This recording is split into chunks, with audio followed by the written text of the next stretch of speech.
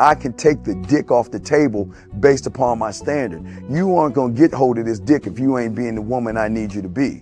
You need to realize that you need to cook, clean. You gotta understand that you're not the only woman. And if you can accept that, that's fine. That's just the beginning, because you gotta work hard for me, because I work hard for me. So that means if you get with me, it's not gonna be easy street, because I need to be satisfied, because it ain't no happy wife, happy life bullshit. It's happy Steve, happy Steve. Being strong with self, understanding who you are, is the biggest defense to bitch ass weak men. And there's no excuses for the men not to be strong. But see, there's so many forces, and then so many men are embracing weakness. I can't stand weak men. Like I don't like to talk to them. It's hard for me to talk to these losers. I've always been a winner at the winner's table.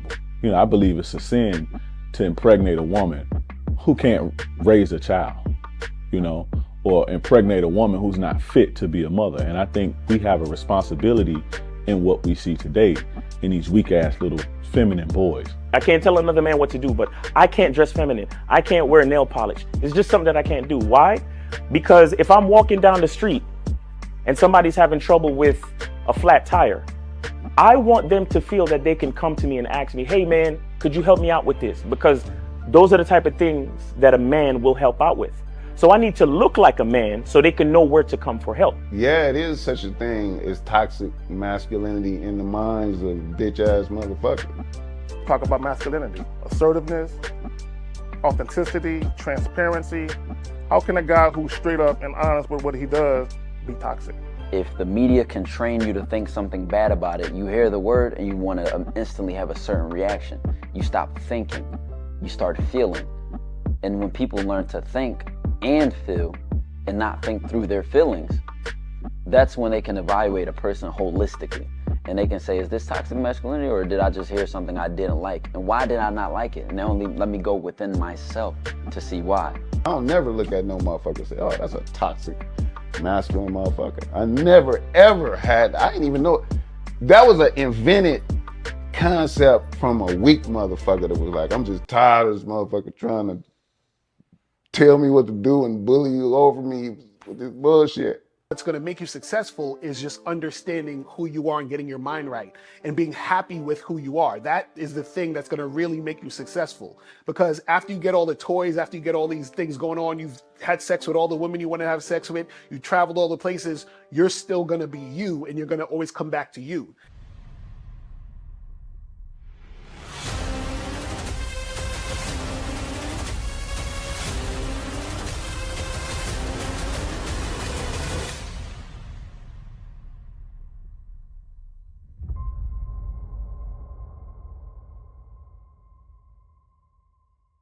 Why do I do this? Why are we even doing this documentary? I want guys to be in the best position possible. There's no way that I'm raising my voice or calling you a bitch ass nigga because I'm trying to hurt your feelings. I'm calling you a bitch ass nigga because you're doing bitch ass nigga shit. And if you continue doing bitch ass nigga shit, you're going to end up in bitch ass nigga situations. You get what I'm saying? So when I call you a bitch ass nigga, trust me, it's because I love you. Game Kings 2, the definition of man, is out right now. Click the link below or go straight to masculineidentity.com to get your copy today. Still ain't getting women? Really? Come on, son. You need to go to badboymembership.com and step up your game. What's up, y'all? It's your boy, Mr. Locario, the bad boy of the dating game, and I'm telling you that if you really want to attract beautiful women, you need to go to badboymembership.com. This is where you get 45 through 90-minute step-by-step dating advice tutorials every month. Just sign up, follow the advice, and you'll get the women you want. Go to badboymembership.com. That's badboymembership.com. It's your boy, Mr. Locario, the bad boy of the dating game, and I want to tell you about my documentary, Game Kings, the definition of game, starring myself, the Boss Mac Topsoil, Rosebud, Ron Wills, Miles Cunningham, and much more. In this documentary, you're going to learn about confidence, manhood, attracting women, and the definition of the game. To get this documentary, go to MrLocario.com.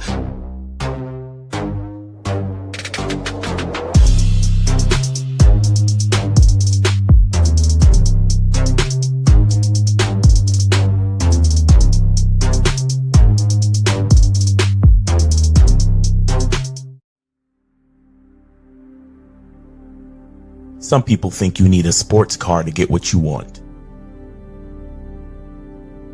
Some people think you need $1 million. Some people think you need looks, status. The only thing you need is what they can't get unless they come straight to you. And that's your identity.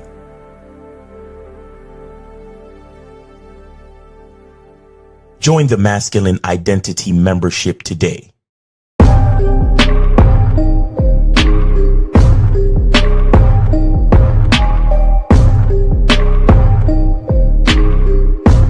MasculineIdentityMembership.com. Masculine Identity Soap. This luxurious, quality, high lather, high moisturizing, all natural bar soap has been handcrafted with care and consistency to provide a quality cleansing experience for self-care, focus, and productivity. Specially formulated for cold showers. Stay clean, gentlemen. Masculine Identity Soap. Click the links below to get private one-on-one coaching sessions with Mr. Locario or Miles Cunningham to step up your game. These coaching sessions are designed to help you with your specific needs in the dating game. So make sure you click the links below right now so that you can step up your game today. Yo, what up? Yo. Shout out to everybody in the chats. Shout out to everybody in the building. What's going on? We are here. It's your boy, Mr. Locario, Miles Cunningham. Miles, what's going on, man? Hey guys, what's going on? Yeah, we got the soap. We got the sale with the soap people. We got the sale with the soap. You feel what I'm saying? With your soap, man, go to masculineidentity.com. You can get 20% off all soap. All you got to do is type in LOVE, type in love on the discount code page on the checkout page, and you can get 20% off your soap. All right, what's going on with you, Locario? I'm chilling, man. Just out here enjoying life, every moment of it, because you never know. This is why you guys gotta. Right. So rest in peace to Irv Gotti. You feel me? Oh, all right. I'm telling you, you never fucking know. So, you know what I mean? That's why you got to be grateful for every second. You feel what I'm saying? Because you never fucking know.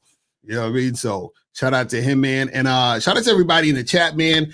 And guys, if you're going to call up, the call-in number is 919-647-9392, 919-647-9392. Make sure you guys donate before you call up. You feel what I'm saying? If you have a question, put a Q in the chat and we will get to your questions near the end. You feel me? So today we're talking about what women are never ever difficult if they want to have sex with you.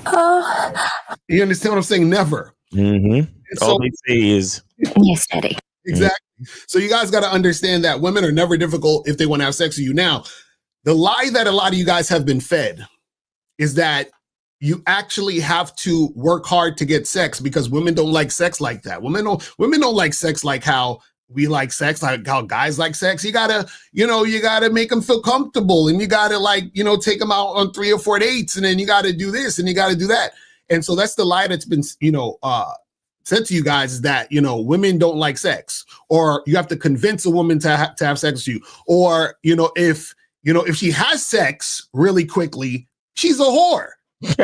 If she has sex quickly, she's low value. All of this other stupid shit to make you believe that as a man you have to work hard to get sex, or if you learn this pickup game or this pickup artistry, then you'll be able to have sex with all these women because you'd have the skill to know how to get these high quality girls to have sex with you. You know, they don't want to have sex with anybody else. It's just your high quality skills as a pickup artist was able to get this girl who doesn't want to fuck to realize that you're the guy out of all the guys she should fuck. You understand what I'm saying?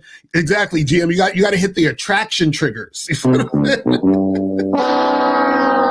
So this is the lie that you guys have been, taught when it comes to dealing with women in attraction. Right now, the reason why women are never difficult if they want to have sex with you is because when a woman is sexually attracted to you, she wants it to happen. And understand, when a woman is sexually attracted to you, that is the highest form of attraction. Like I talk about this in the book, Looks Don't Matter, where I say there's 5 types of attraction. You have physical, sexual, behavioral, resource attraction, and friendship attraction. So what happens is that a woman could be attracted to you because of your money, your resources. A woman could be attracted to you just because she thinks you look good. She's like, he's a good looking guy. I like staring at him because he looks good. A woman could be attracted to you because, you would make a good guy in the friend zone. You understand? She could be attracted to you because you're a funny guy. But when a woman is sexually attracted to you, what happens is that it's not going to be difficult for you to deal with her because she's going to be extremely cooperative with you because she wants to have sex. Now, the reason why it's difficult when a woman doesn't want to have sex with you is because she may be attracted to you for other things and she just wants attention. So when a woman wants attention but doesn't necessarily want to have sex with you, she's going to make it difficult to have sex because she doesn't want to have sex with you. And so a lot of guys say, well, why do women waste their time dealing with guys that they know they don't want to, hook up or have sex? And it's because non-sexual attention is still valuable. So a woman is not going to waste non-sexual attention from a guy just because she doesn't want to have sex with him. She's just going to soak that up as much as possible. And then when you try to have sex with her, she's going to tell you, hey, let's just be friends. Hey, I don't see you like that. Hey, I'm not that type of girl, whatever. She's going to tell you all these things right now. One of the things I want you guys to understand, and this is very, very important, so really listen to what the fuck I'm saying.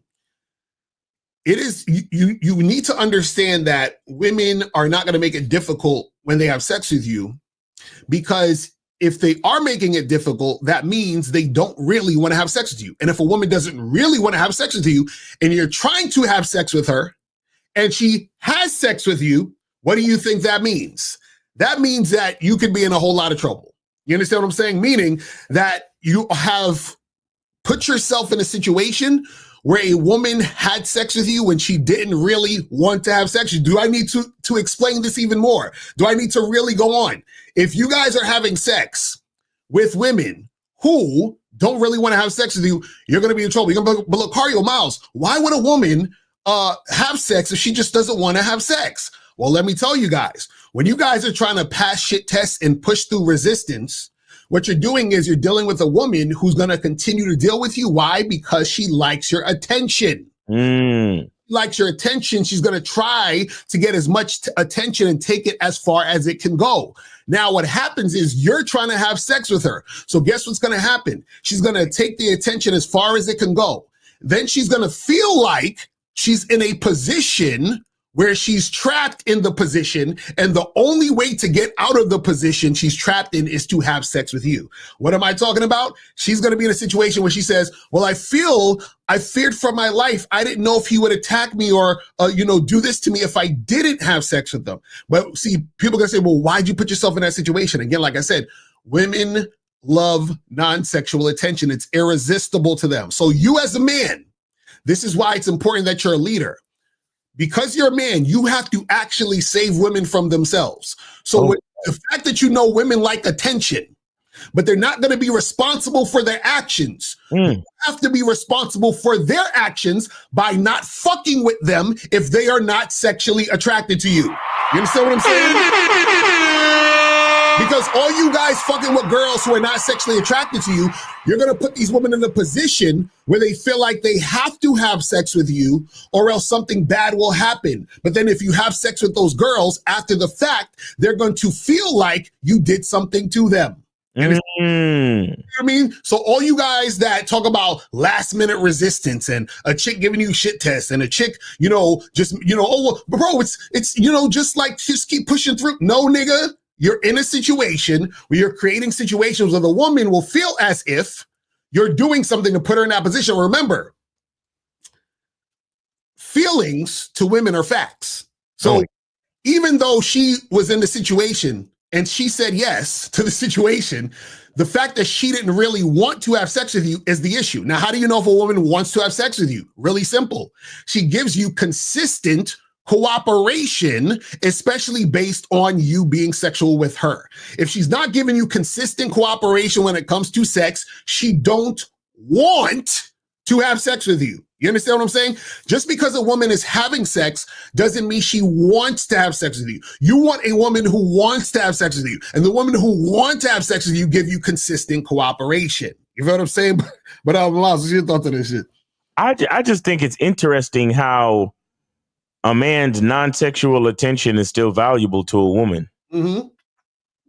Right? But then we debate this whole thing about like who's the prize and all this other shit. Exactly. Like, or you know what I mean? Like it's just weird when we break shit down. But at the end of the day, like dudes is still jumping through hoops, you know, trying to prove themselves and get validation from a bitch. Like, why, bro? Right. Exactly. And these are the things that I can't understand. And it's like, I mean, I do understand, but what I'm saying is I can't understand why niggas don't understand. Right.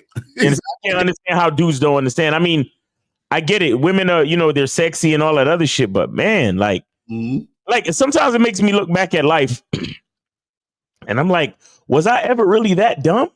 Like, was I ever? Because let me tell you something. Even since I was a kid, I had an issue with handing money to a female. I remember I was dating this chick and I was only 16, and she asked me for money for a cab. Right. And she put her hand out like this. You know that instinctual feeling that you get that something's wrong. Right. Like I've always had that feeling. So I said no. I said I'll wait till the cab get here and I'll pay the cab if anything. Right. And that's what I did. Asked the cab. I told the cab her address. Asked him how much, and he said it. And he said what it was, and I gave him the money. Right. You know, I just never. And it's like, man, it's like I look at life and I'm like, what? How and when did niggas become so dumb? Right. You know what I'm saying? Like even when I was 16, again, I didn't know everything about the game, but there was just certain things that just felt wrong to me. Right. So when I look at the game now and I see these little niggas, you know, running around, you know, spending $155,000 on a bitch that ain't even fucking. Right. I'm just like really? you know what I'm saying? Like where's your older brothers? Like where's I ain't even gonna ask where your dad at because we know he not around. Right. You know what I'm saying? But where's your older brothers? Where do you look to for common sense? Like, how come these things don't seem weird to you? Right. You know what I'm saying? Why does it seem correct to you to be following behind a bitch? Shout out to 50. He just put out shout out to Mr. 1950. He just put out a video about niggas in the friend zone. And it's like the dumbest things to watch these niggas talk about. Oh yeah, me and this girl is cool, and me and her is just friends. And right. I'm like, are y'all serious? like how? Like when did a female company become that valuable? That's what I'm saying. Shit is weird to me, man. Shit is so fucking weird. But anyway, yeah, you know, the thing is, a woman will never make it, you know, difficult if she wants to have sex with you. You know, so this is why you got to know what you want and never be afraid to let a woman know exactly what it is, because you want her to express if she's on your page or not as early as possible. And the thing you said at the beginning is going to go over so many heads, because you're doing her a disservice by hanging out with her. Right. Disingenuously. You understand? You're doing a woman a disservice, because this is where a lot of the delusion and entitlement comes from. Right. It comes from men. It comes from men giving these women a false, you know, a false advertisement of actual platonic friendship. Right. Like you don't want to be that bitch's friend. Nobody wants to be that bitch's friend. Not even her homegirls want to be her friend. That's why always hear women say, I got so many guy friends. Well, duh. And they'll be like, I don't even like hanging out with girls. Really? No one likes hanging out with girls.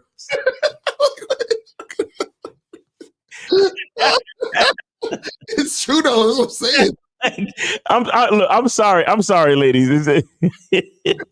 I know it sounds like we're woman hating over here, but come on, man. Y'all say this shit yourselves. Exactly, right. Nobody likes y'all, man. For real. Like, for real.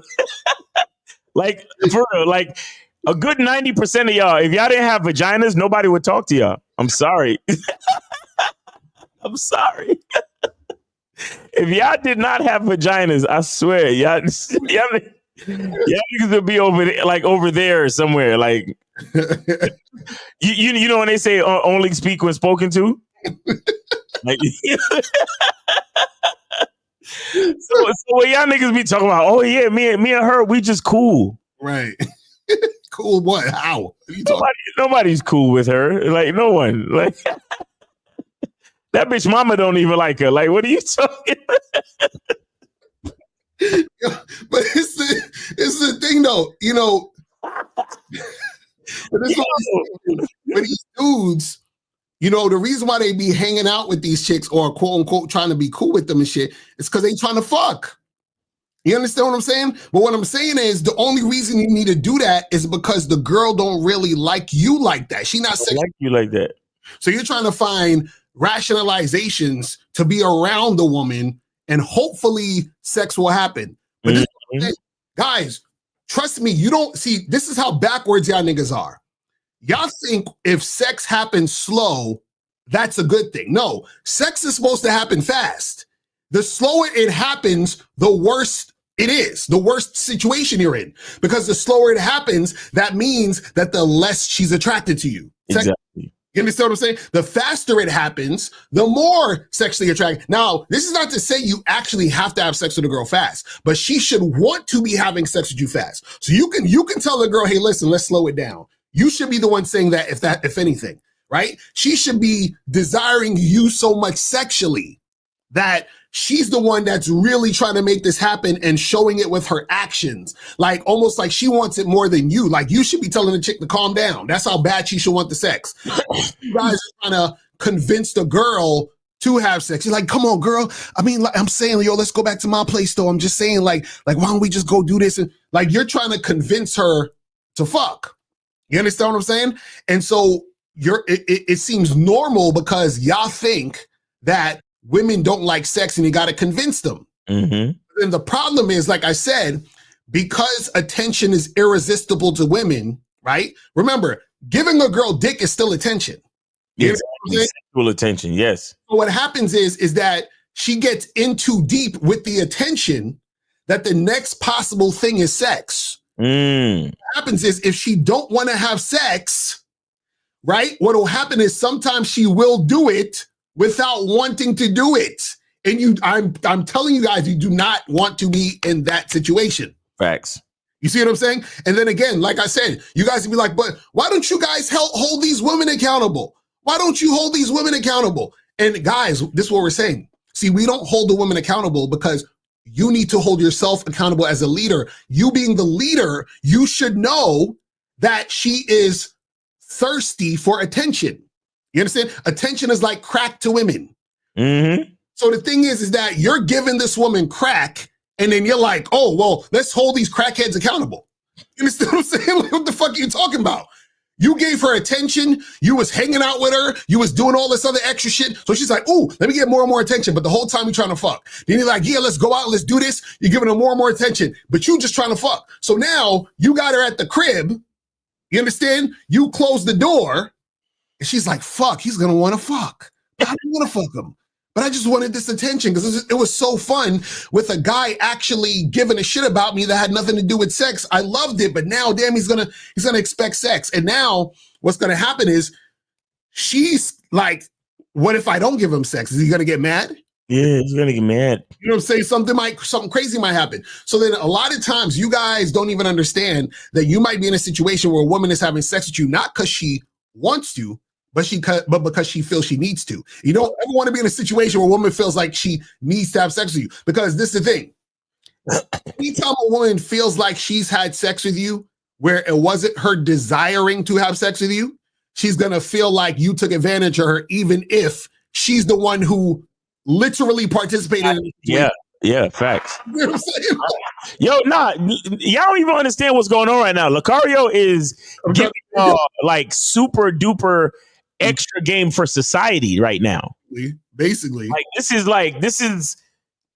like come on, because this kind of takes care of all of those fucking stupid situations that you might get yourself in. Exactly. Because that's what I'm saying. Because like even for some of you guys who try to use your clout or your status, your money to get sex, you're putting yourself in the same category. Because whenever a woman is around you and then you're using those things to get sex, and then all of a sudden she feels some type of way after the fact when she doesn't get what she felt she deserved in the situation, then she's going to feel some type of way. Because this is the thing. When a woman wants to have sex with you, all she wants is the dick. That's it. That's the exchange. She's like, I want the dick. You give her the dick. You get some pussy, and then you guys are even. Right. If a woman is dealing with you because of, let's say, your money, right? She wants your money, but she thinks her attention is enough for the exchange of the money. But you are giving her the money or flashing the money to try to get the pussy. So now she's like, fuck. I guess I got to give him this pussy. But then she gives you the pussy. And then what happens is that if you don't give her enough money, she's going to feel like it's an uneven exchange. Yes. She's going to feel like you took advantage of her. Why? Because she feels like she got the raw end of the deal. Yeah. You see what I'm saying? She never wanted your D in the first place. Exactly. So a lot of times when you guys do this stuff, like I said this on another show the other day where I was saying that it's like, for example, like let's say if, you know, I met a girl at an event and she was like, oh my God, it's Locario. Wow, I saw you on Fresh and Fit show. And I say, word, and she's like, yeah. And I'm like, listen, you know, let's go get a hotel room real quick and get it popping. And she's like, oh, I'm not really trying to do that. I don't, you know, I'm not that type of girl, blah, blah, blah, blah, blah. And then I say to her, I say, listen. So you like the Fresh and Fit show, right? She's like, yeah. And I'll be like, you want to get on Fresh and Fit? And then she's like, oh, that would be awesome. I'm like, all right, cool. So come through upstairs with me to this hotel room. Right. Right. So now let's say she comes upstairs, we have sex. You understand what I'm saying? And let's say I do get her on the Fresh and Fit show. And then she's so excited because she's on the Fresh and Fit show. Now she's like, oh, Locario, I want to get on another episode. And I go to Myron and Fresh and they be like, man, fuck that chick. We ain't having her on no other episode. That's done. And then next thing you know, I tell her, listen, you can't get on the Fresh and Fit no more. Now she's mad because she can't get on the show. Now that's where she's going to feel like, right? She's going to feel like I took something from her. You understand what I'm saying? So this is why it's important to only have sex with women who are 100% cooperative with you when it comes to them sexually desiring you. That is it. Anything else outside of that, you're fucking up. Facts. That's what we try to tell y'all.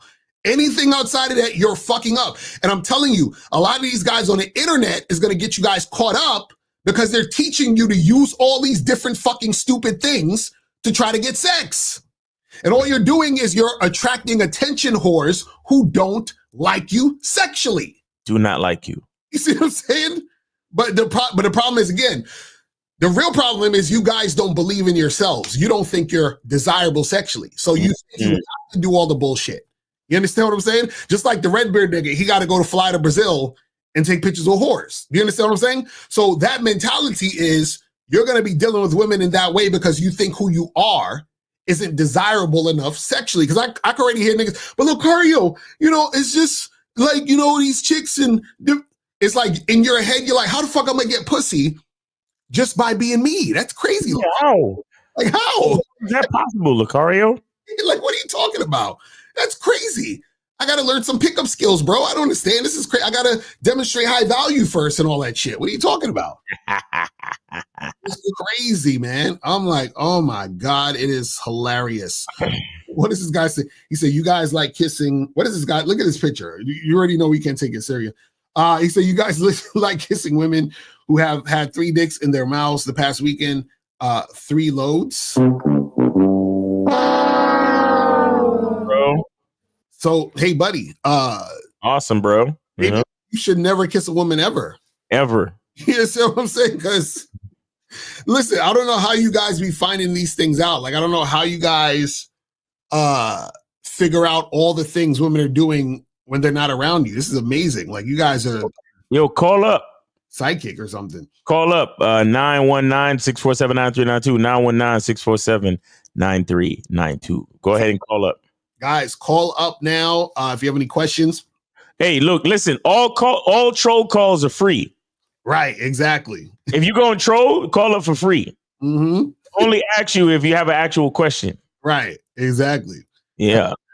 So guys, call up. If you have a question, put a Q in the chat. It says, when you first approach a girl and she is talking to you but is cold and uninterested, should you still be direct about sex / hookup, or is that likely a waste of time? Yeah, it's most likely a waste of time, because it's the thing. If you're saying you approach the girl and but she's acting uninterested, and let's take the call real quick. Yeah. So 469, you are on live with Locario Miles, name Aid City. And where did you send the support? How you doing? My name is Brian, Dallas, Texas. This is not even actually a question. This is kind of like a follow-up, because I spoke with Locario last night. Oh, so, word. Where did you send it? You sent a donation. Okay. I was actually going to ask you, is there a free call available, or do I still gotta? Nah, there's no free call available. The show just started, buddy.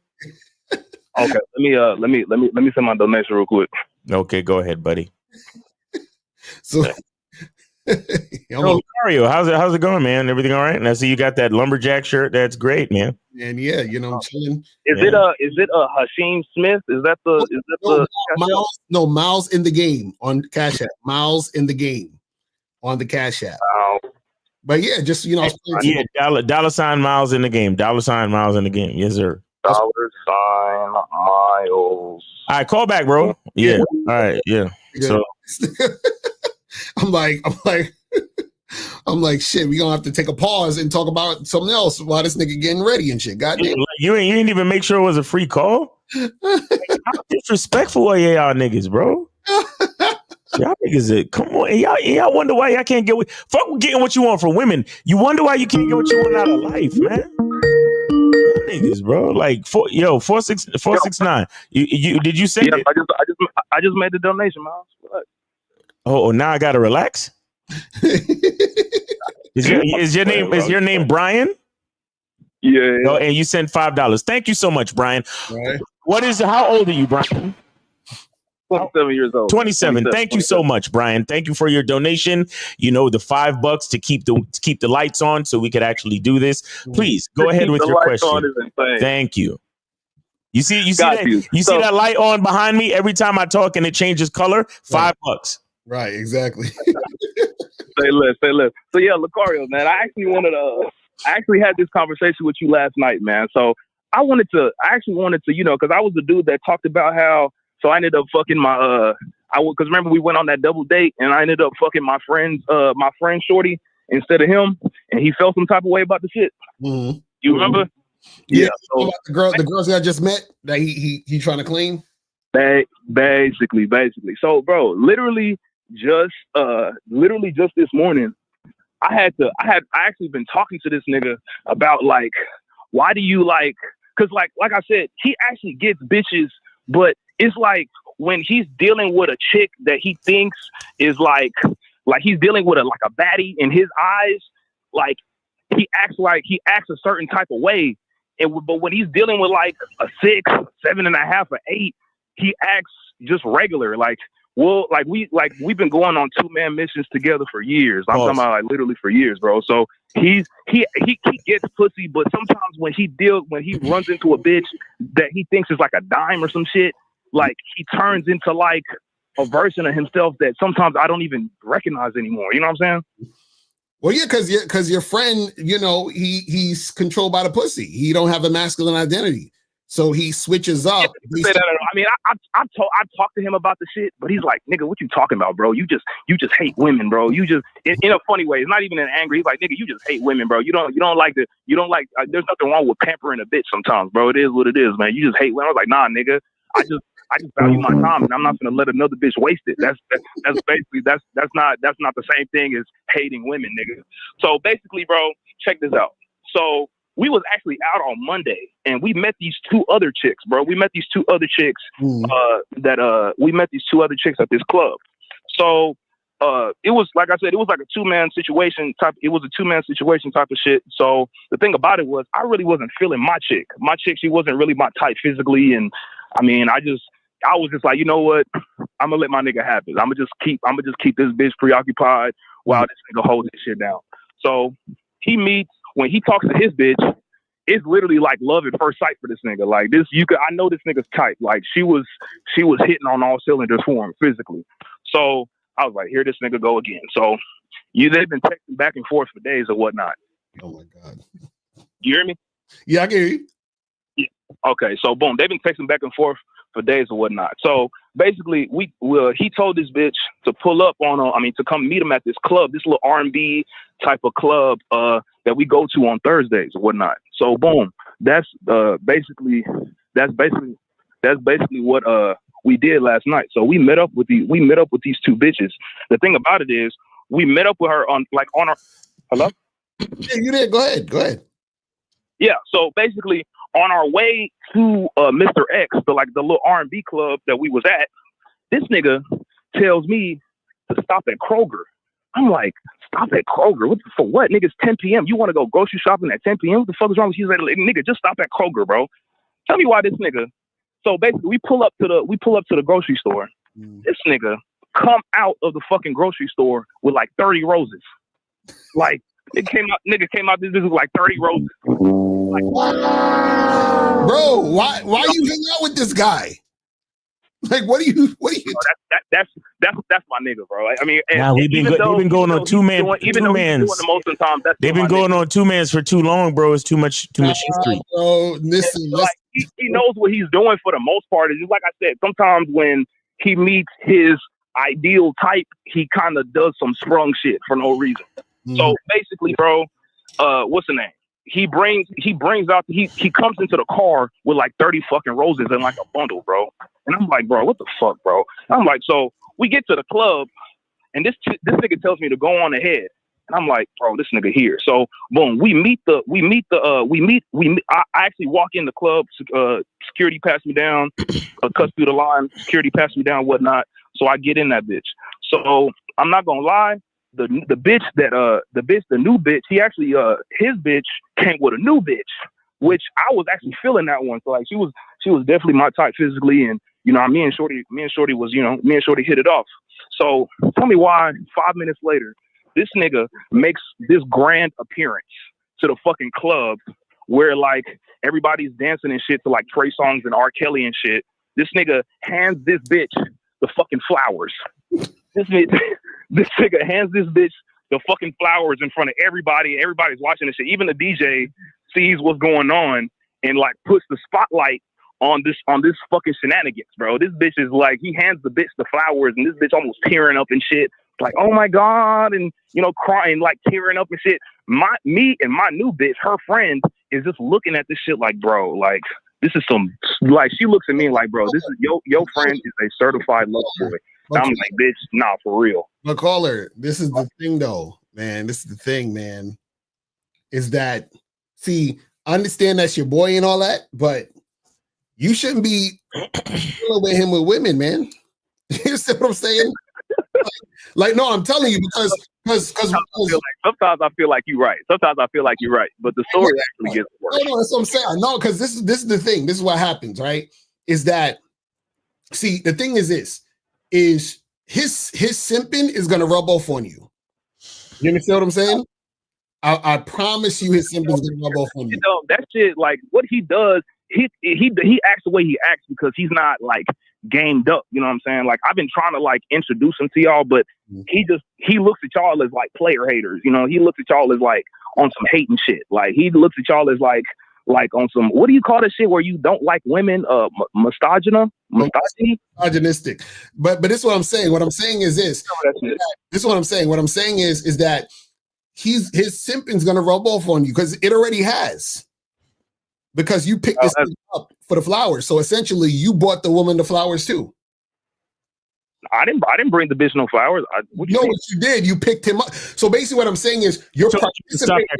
He told you to stop at Kroger's and you did. Yeah, you're participating in the simping. You understand what I'm saying? He didn't give me no flowers to get to my bitch. I just stopped there because I didn't even know he was coming out with flowers. I thought he was finna buy some fucking Skittles and head over there. I mean, sometimes we'll stop by the gas station, he'll buy like a fucking bag of chips on our way to the club. I didn't know this nigga was coming out the fucking grocery store with a bouquet of fucking flowers. I didn't know that. I found that out when this nigga. This is what you should have did. If you was a real friend, this is what you would have did. You would have pulled up to Kroger's, you'd have saw him with them flowers, you would have drove off on that nigga. You understand what I'm saying? I'm being serious. Wow, bro, you cold. No, but this is what I'm saying. What I'm saying is that you're an enabler. Yeah. You see what I'm saying? I'm the enabler. Yep. Because you're part. Okay. Let's say for example, I was smoking crack, and I say, "Yo, bro," and I'm your friend, and I'm like, "Yo, bro, can you come pick me up real quick and drive me to the crack house?" You understand what I'm saying? That's what I'm saying. But I didn't know he was buying crack though. It don't matter. It don't matter. It don't matter. Wait. First of all, who car is it? It's my car. Okay, and y'all headed to where? We headed to the club. Okay, now let me tell you something. Whoever I'm with, even if it's Locario, if Locario says, "Yo, can we stop by the gas station? Can we stop by the grocery store?" You know what my question gonna be? I'm gonna be like, "For what?" Right, exactly. Exactly. And unless he says anything, if he says anything other than, "Oh, I forgot to buy condoms this week. I got to stop at the store to get some condoms." If he says anything other than that, we're not stopping. Exactly. Basically. So you can make all the fucking excuses you want, nigga. You a bigger simp than your nigga because you facilitating the simpery. You're facilitating the simpery. So shut the fuck up. That's what I'm saying. Shout out to K Zag. He said he's an accomplice. It's like you driving your friend and he robbed the liquor store. You're gonna go to jail too. That nigga said, "Yo, I gotta stop at the store real quick." My question is for what?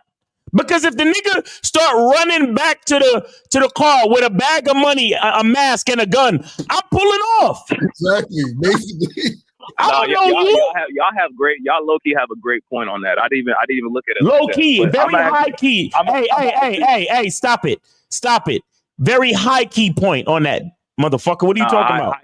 Low key. So, I'm gonna tell y'all what happened later that night. So basically, this nigga just want to share a story. The four of us, we both get back to the crib, and he ends up smashing his bitch in his room. I end up smashing my new bitch on his couch. So boom, after they leave first thing in the morning, like I'm talking in the kitchen. I'm like, bro. So y'all spent what the you night? did last night? Hello? You let the bitches spend the night? I mean, it was like 5 something in the morning when we got done. In the morning until they left. So boom. So after these bitches left, I'm talking to this nigga in the kitchen like, bro, so what you did last night, do you think that shit was worth it? This nigga like, what you mean? Nigga, she didn't even take the flowers that you brought her, nigga. The shit's right here. You did all that shit for nothing. The bitch didn't even take the fucking flowers. And he was like, so I was like, you know what? I just wanted to break some news to him. I was like, bro, you know what? You remember Mia? He was like, which Mia are you talking about? Mia. So I was like, you remember the bitch we met last week? I ended up fucking, so I basically told that nigga, I actually remember I told you about the shit last night, Locario. So I told the nigga, I was like, yo, I ended up fucking that bitch like 3 days ago. And that nigga, and we both recorded it on my phone. He was like, the nigga was in shock. Like the nigga was just in straight disbelief. Like, nigga, what you mean? You know you didn't. I was like, bro, when have I ever lied to you? So, boom, on what's the name? On my way, the nigga after that, the nigga was like, bro, just get out of my house. So, let's get this straight. So basically, and April's right, you need to donate more. So let's get this straight. You participated in helping this nigga simp, and now this nigga's throwing you out his house because you fucked the girl he wanted to fuck from the other day. Yeah, just yeah, basically. Yeah, both basically. yeah. All right, that's enough for you.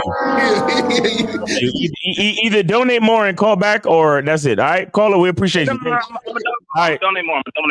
All right, call back. Take it easy, bro. All right, so we got 502. You are on live with Locario and Miles. Name, age, city, and where did you send it, or are you using the free call? Oh, it's Phoenix. 42, Louisville, Kentucky. Now I already donated to Locario PayPal. All right. What's going on? No, just the two things real quick. Now I was gonna say something on the subject was that about how it's women who want to fuck you don't make it difficult. Mm. Now I have a woman. I had something like that just happen kind of yesterday. I have a woman that we've been fucking for 13 years, and she called me up yesterday. We were setting something up, texting, and she's like, "Hey, I'm gonna call your phone," and I said, "All right." So she's like, "Hey, I'm over here with my new friend." She called my phone. She's like, "Hey, I'm over here with my new friend, and I'm gonna put you on speakerphone, and I want you to tell me, say how we met." But I said, I met her 13 years ago in the club, and we hooked up that night and stuff like that. But anyway, it's some dude that's over trying to fuck, and she don't want to let him fuck or nothing like that. She's just using him for a friend zone. So then when I tell him how she really gets down and how we met, dude got real mad and got up and he started yelling. He's like, "Oh, it's like that," and then gets up and shuts and slams the door and leaves her crib. Wait. Hold on. So a chick who's your fuck buddy called you while she was at another nigga for you to tell this nigga? Yeah, while he was at her crib. Just to make him mad. Why? And why would you partake in some type of... See, y'all, I swear, y'all all accomplices, man. Y'all motherfuckers. Why?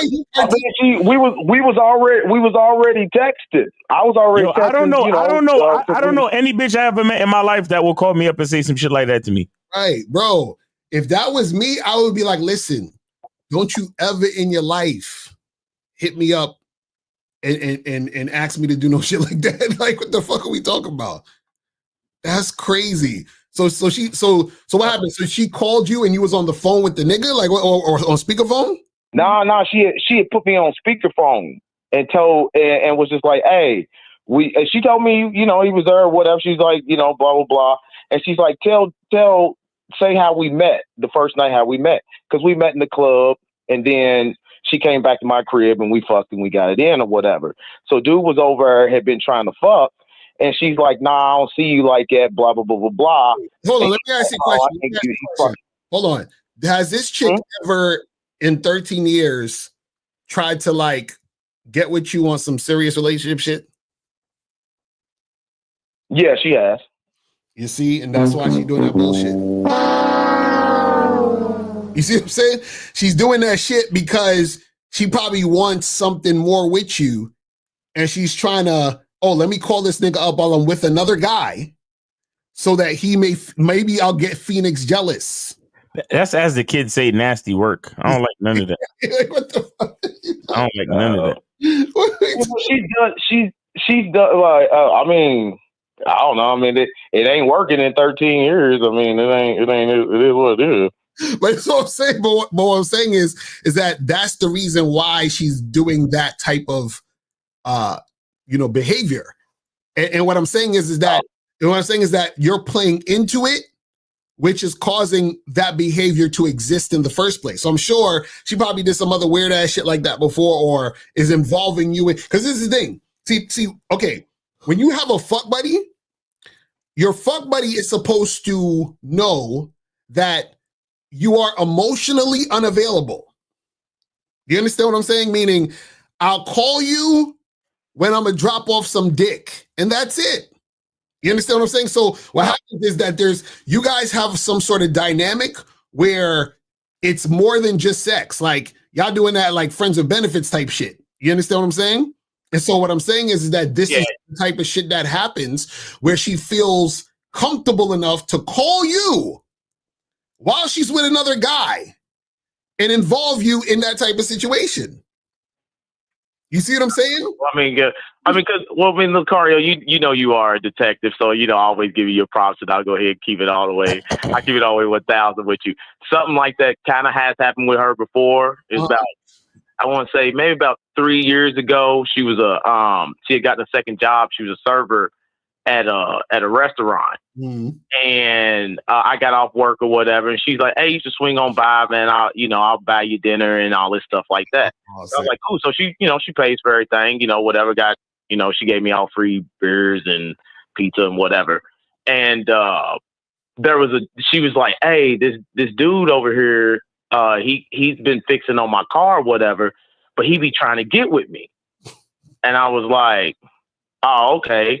So she said, "Hey, the restaurant's getting packed. Do you mind? He's supposed to be leaving or whatever. Do you mind if he sits at the table while he cashes out or whatever?" I thought, "I don't give a fuck."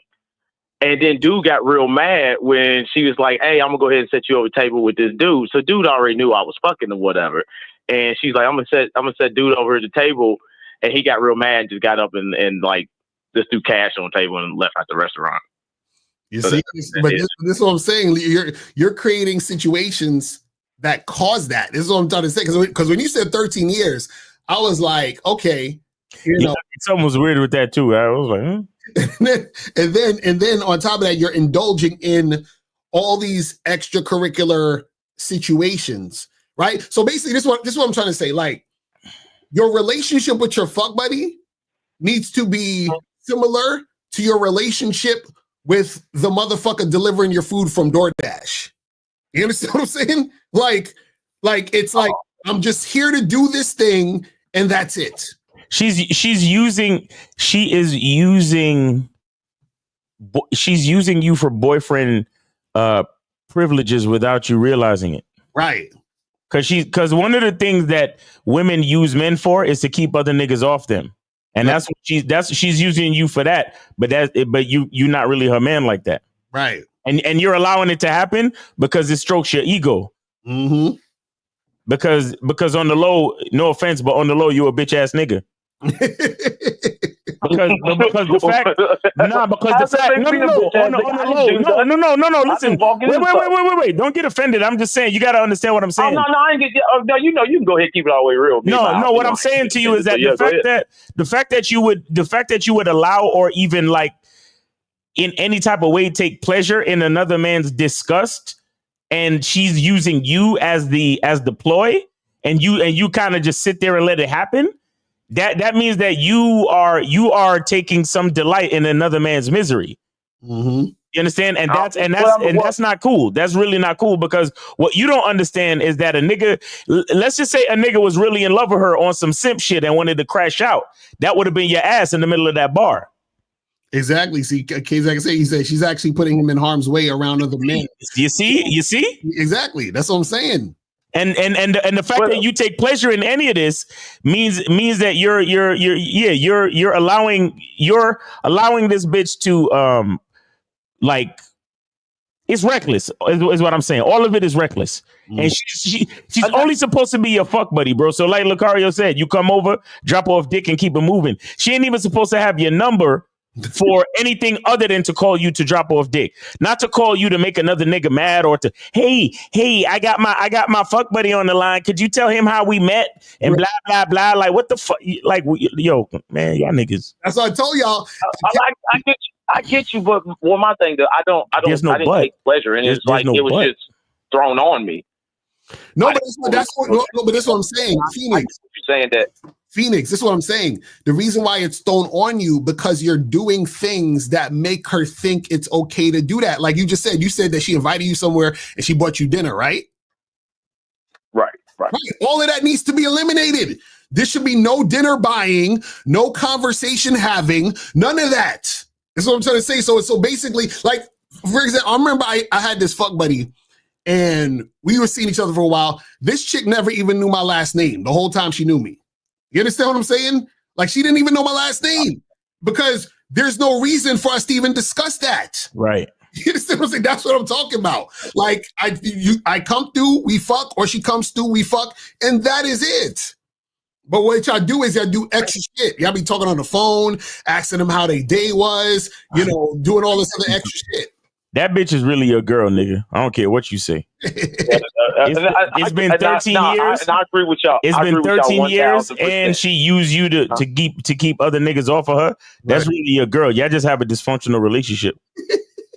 Nah, it ain't my girl. But the only thing I disagree with, I don't take pleasure in like doing stuff to like another man's misery. I don't do that. You know what I'm saying? I didn't know. You know what I'm saying? Something's just thrown in there. She said it. I was just like, I'm on the spot. It ain't like I'm mad about it. Nothing. I kept it real. But also too, the thing is, now if he's over there and he did that, that's on him. But I didn't know that. It ain't like I was messaging her knowing that. Locario, has any one of your fuck buddies ever asked you to explain to another person, man, woman, or child, on how y'all met? Listen, my fuck buddies know better than to call me about anything besides dick. That's what I'm saying. Exactly.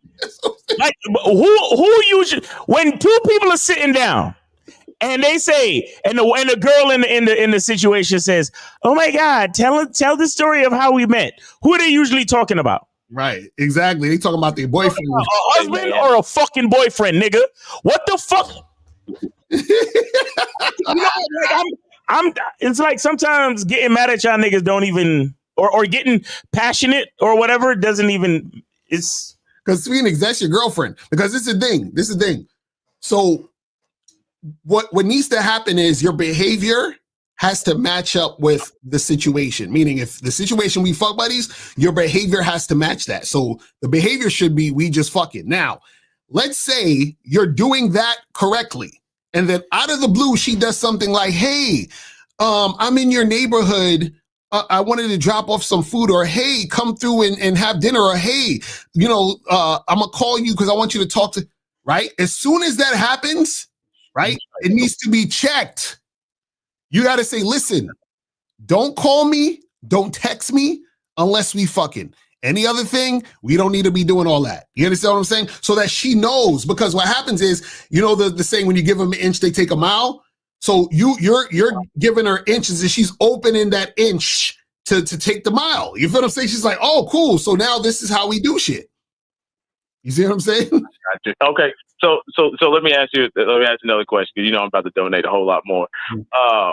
So when that happens and say she's like, "Hey, I just bought some new lingerie to wear for you when I come over." Should I allow her to bring that lingerie over? Because that's what she did. She bought some. She ain't wore it over here yet. That's your girlfriend. No, this is what I'm saying. That conversation should not be happening.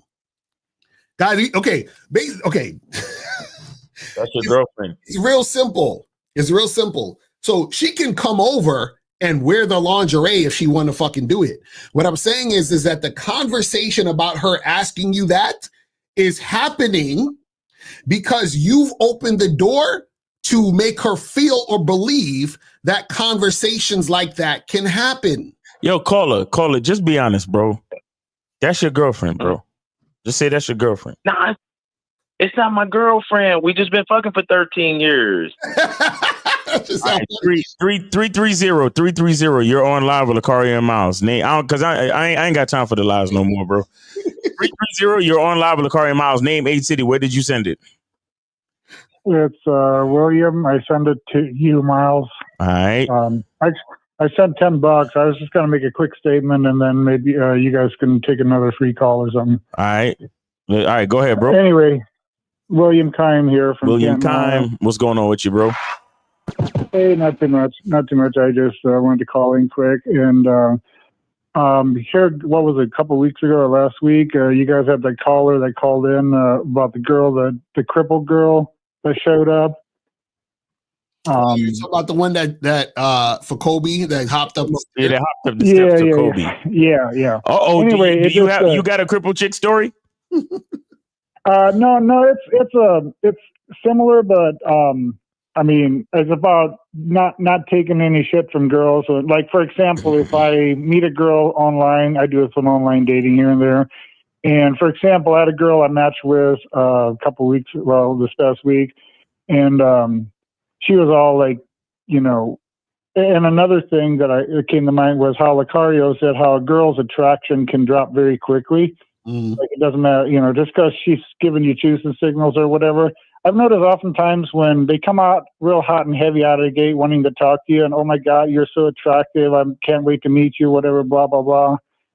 And I asked her, I said, so when can you, when are you able to, come this way? And immediately she went on the defense and like, come your way. Like you should come to me, whatever, blah, blah, blah. And I just, you know what I mean? Like she was 25 minutes away. Right. Oh and she can't come to me when she's that close. You know what I'm saying? Anyway, that was one I just had to charge. Right.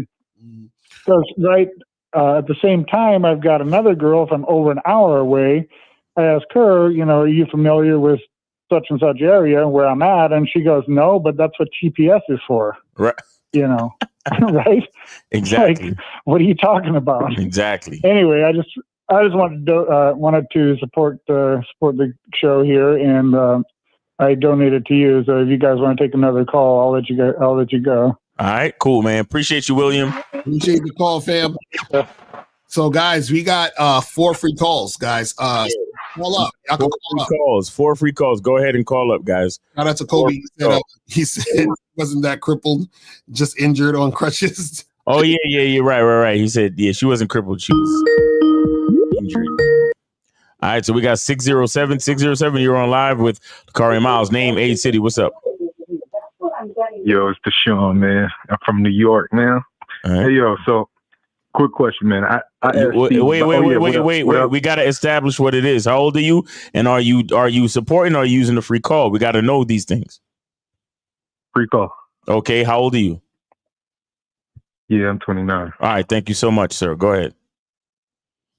So anyways, man, so I tried to ask Steve this question the other day, man. So there's this chick I'm talking to, man. And she said she's down to meet and chill and shit, but I'm trying to figure out how I want to escalate it to sexually. So wait, so where'd you meet this girl at? Through a friend. Through a friend.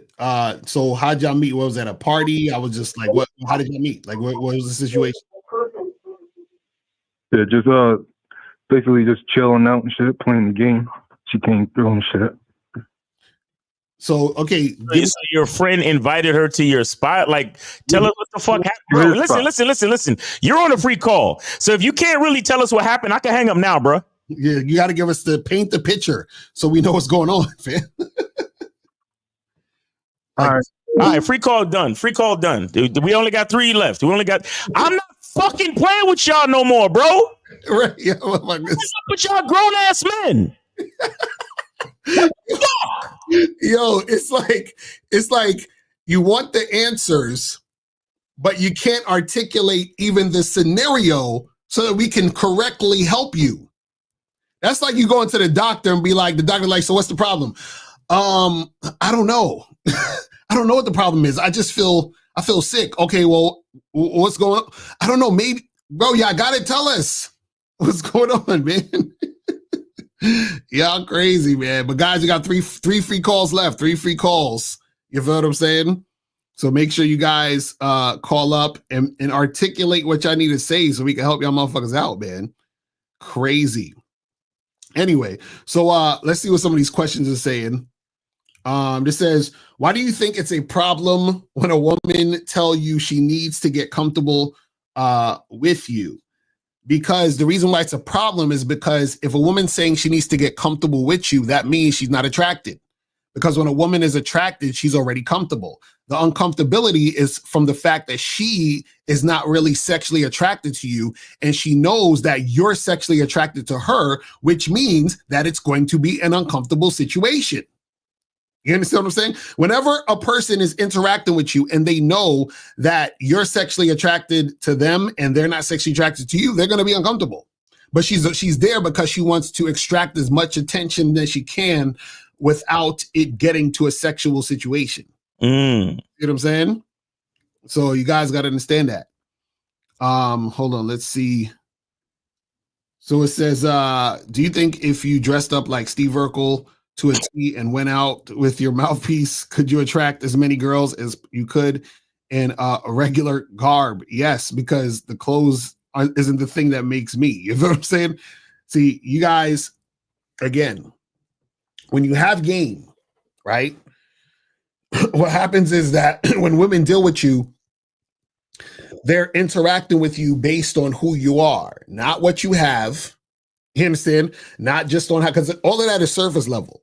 So what a lot of you guys don't realize, and this is why y'all have issues with women, is because sometimes women, interact with you based on the surface. And then when they go beneath the surface, and like shout out to Steve, when he says when they peel back the layers, they realize that you ain't that guy. You feel what I'm saying? That's what happens. That's exactly what happens. The man makes the clothes, not the other way around. Exactly. He said, "You're right about attention. My dog gives me a lot of attention, but I don't want to fuck my dog."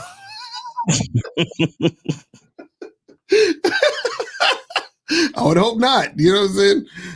It says, if you set a date and something happened to where the girl had to reschedule, is it a bad idea to set the date more than 1 week? Oh, wait, 1 week away? Wait, what are you talking about? I'm confused. Lee, you gotta call up. I'm confused by that question. He said, is it a bad idea to set the date more than 1 week away? I'm confused. Call up, man. You gotta elaborate on that. Is it a bad idea to set the date 1 week away? 857, you're on live with Locario Miles, Name Made City. Where did you send it, or are you using the free call? Sent 7 to the PayPal, Shaughnessy 26. What's going on, man? Shaughnessy, what's going on with you, bro? What's going on, yo? What's going on? Just a quick question right quick on if I can still make something right with this one chick that I met. Wait. Before you continue, how bad is she, though? I'm not going to kid you, Ma. She's the baddest shorty I ever had in my life. Right, exactly. Shorty. Okay. So let's discuss. Let's discuss.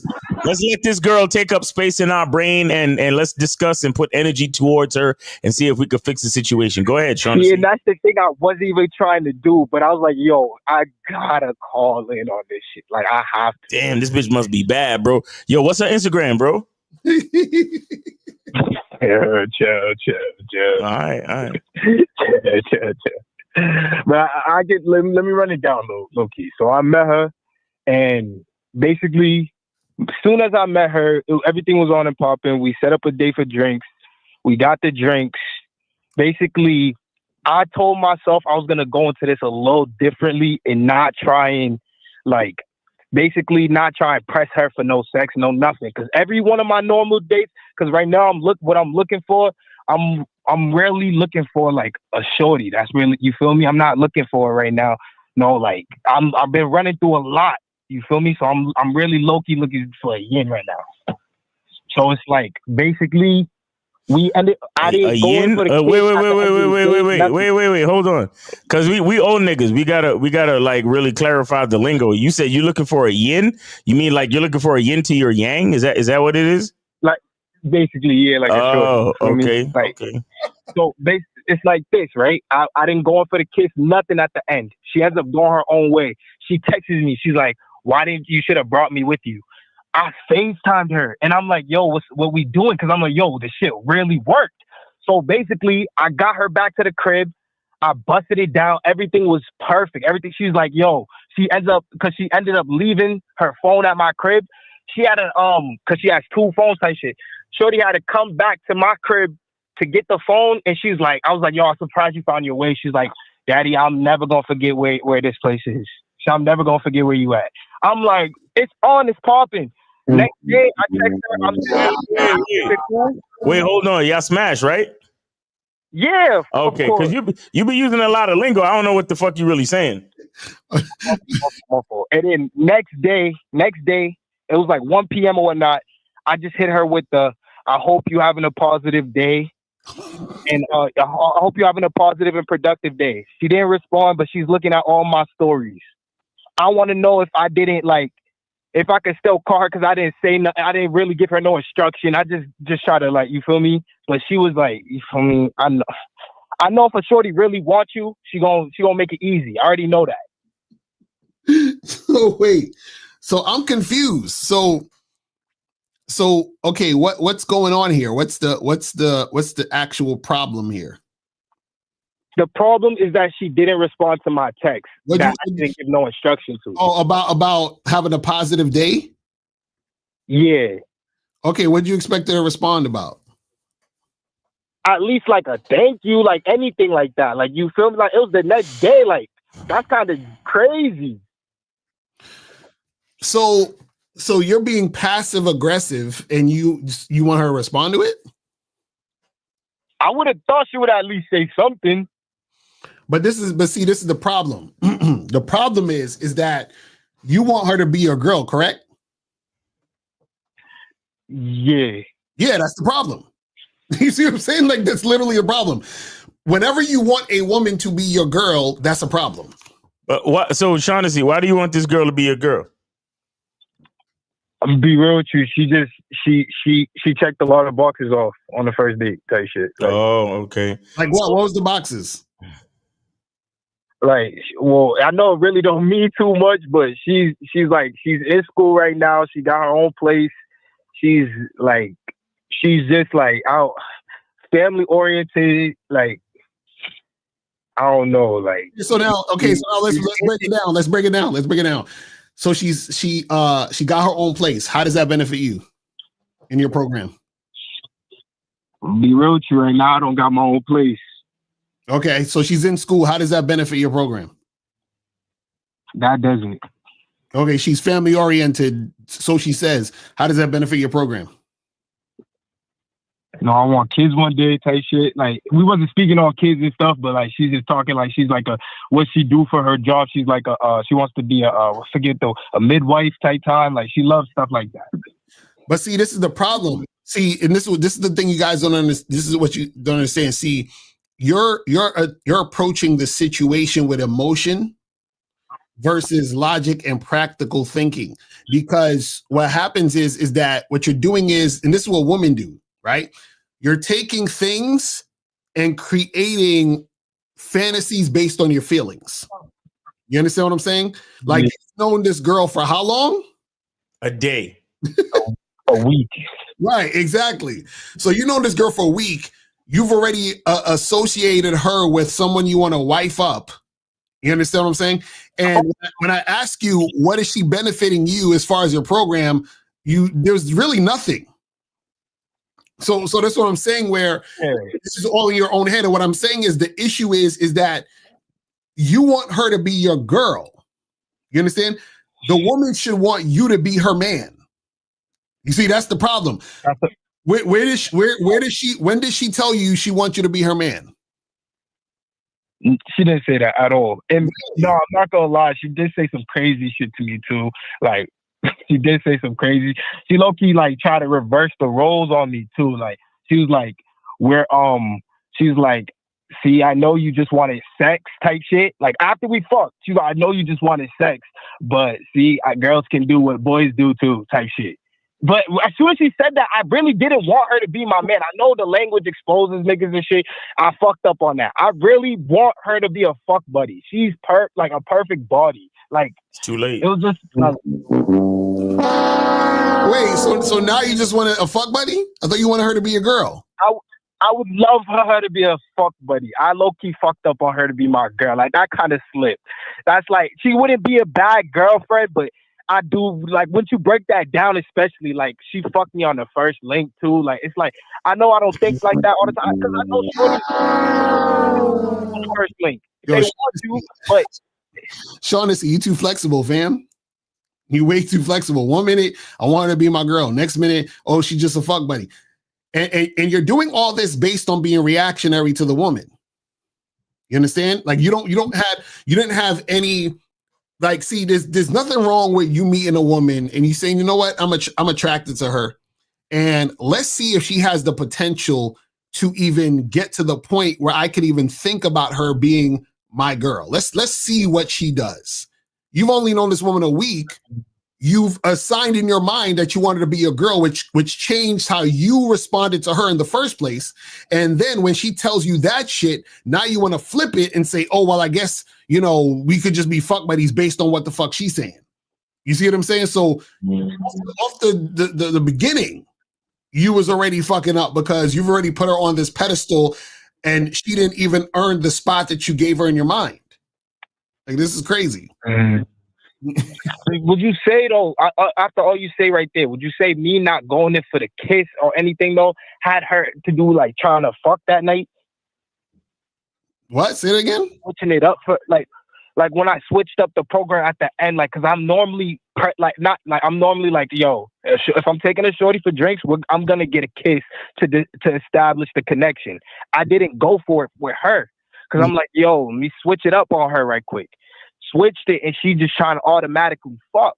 She's like, that's when she texted me. She's like, you should have just brought me with you. No, but this is what I'm saying. What I'm saying is, forget her for a second. What I'm saying is, you are switching up. That's the problem. You understand what I'm saying? The fact is that you have the mindset of a man who's going to switch up. And so what I'm saying is that you're switching up and doing all these things because you're moving with emotion. You understand? And you're moving with emotion because you don't have a program in a way that you do things. You see what I'm saying? So basically, you just, because you saw how she looked and you thought she was hot and you wanted to smash, right? Then you're like, oh man, like, I want to smash, but yo, she's the type of girl I think I would want as a girl, but you're making that decision based on something superficial. You understand what I'm saying? Like, how would you even have, how are you going to decide that a woman could be your girl when you just met her? How? True. You can't decide it. You can't. If you are, then that means you're going based on how you feel. And that's where you're fucking up. That's what we're trying to tell you. You see what I'm saying? Because when I asked you what type of shit would she do to benefit you as far as her being a girlfriend, you said everything that has nothing to do with you. Her having a crib though too though, like I know that has nothing to do with me, but I am trying to like. So what you want to move in with her? How does her having a crib benefit you? Because right now I'm trying to get my life, like my whole life is set up right now to where it's like, if I was with a like right now, it sounds crazy to even say. I feel you, it sounds crazy, but like if my shorty, every shorty I'm with never got a crib, never got their own crib, so it's like I'm like, let's try to change it up, man. So you see how you don't even realize what you're saying, because I'm asking you, how does her having her own crib benefit you? Like I could move. Like, I would end up moving in there and owning that shit, taking over it. You can't take over nothing. I see what y'all mean though, but you can't that's take just over what nothing. that's just what I envision. Y'all motherfuckers is wild. Guys, do you guys see why y'all need this game? Y'all think we joking out here? Jesus Christ. Clips, like I can't even hit her up no more. Just leave that alone. Just drop that shit. Bro, think about what's going on. You told her, what'd you say? Say that shit again? That you texted her? I hope you're having a positive and productive day.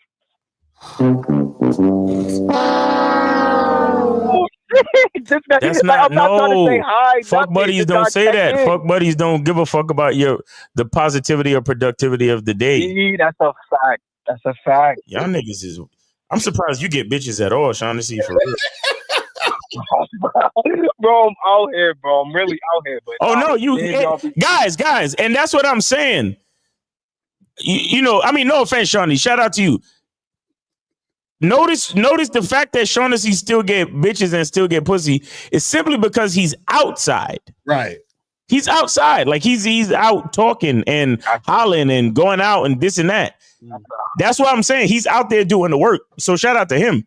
Right. So he don't eat because look, Shaughnessy been calling us for like the last 2-3 years, and it's the same fucking story every time. Right. He's the baddest bitch he ever fucked with, and he's losing his fucking mind. So for the last 3 years, he's been stuck on the same part of the game. He's been stuck on the same part of the game forever. But he still get bitches though. But that's only because he go outside. But he the type of nigga not to really learn nothing. Right. You understand? So what I'm saying is you don't need game to get bitches. Right. You don't need game to get bitches. Shaughnessy's living proof of that shit. And I don't mean to offend you, Shaughnessy, but this is real talk. This nigga been calling us for the last 3 years on the same shit. Right, it's like the same story. I'm gonna be so real with y'all. Everything y'all tell me lives through my brain. When I'm approaching these hoes, everything lives through my brain. That's why it happens. That's why I get the results, but I just can't hold them down. That's the one thing I lack, holding them down. Because you know what? But that's what I'm saying. You can't hold them down because you ain't got no fucking program. Because you just start going crazy when a chick look good and you're like, you're done. You understand? See, so who do you live with? Who you live with? I'm still in my parents, but I'm in the basement type shit. Oh man. This nigga. How old are you again, My Shaughnessy? smooth. My shit clean. How old are you again, Shaughnessy? I'm 26. Okay. Oh my God. No. Hey, stack your bread, bro. Stack your bread. The place that you move into, let it be someplace you own. Right. But goddamn. But bro, this is all see your issue, bro, at the end of the day, is you need to stand on some shit and figure out what you actually want to make happen and make that happen. The problem is, see, you got caught up because you couldn't hold these chicks down, you're thirsty for a relationship.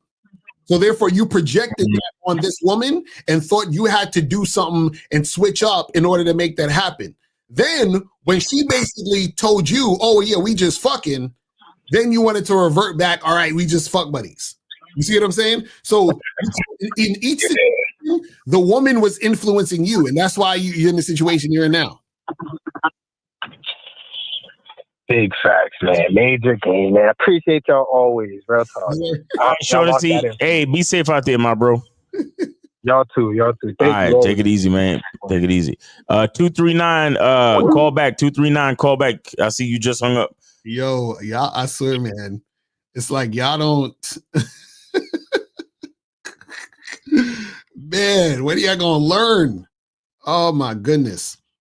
So how can female friends can good at time? What?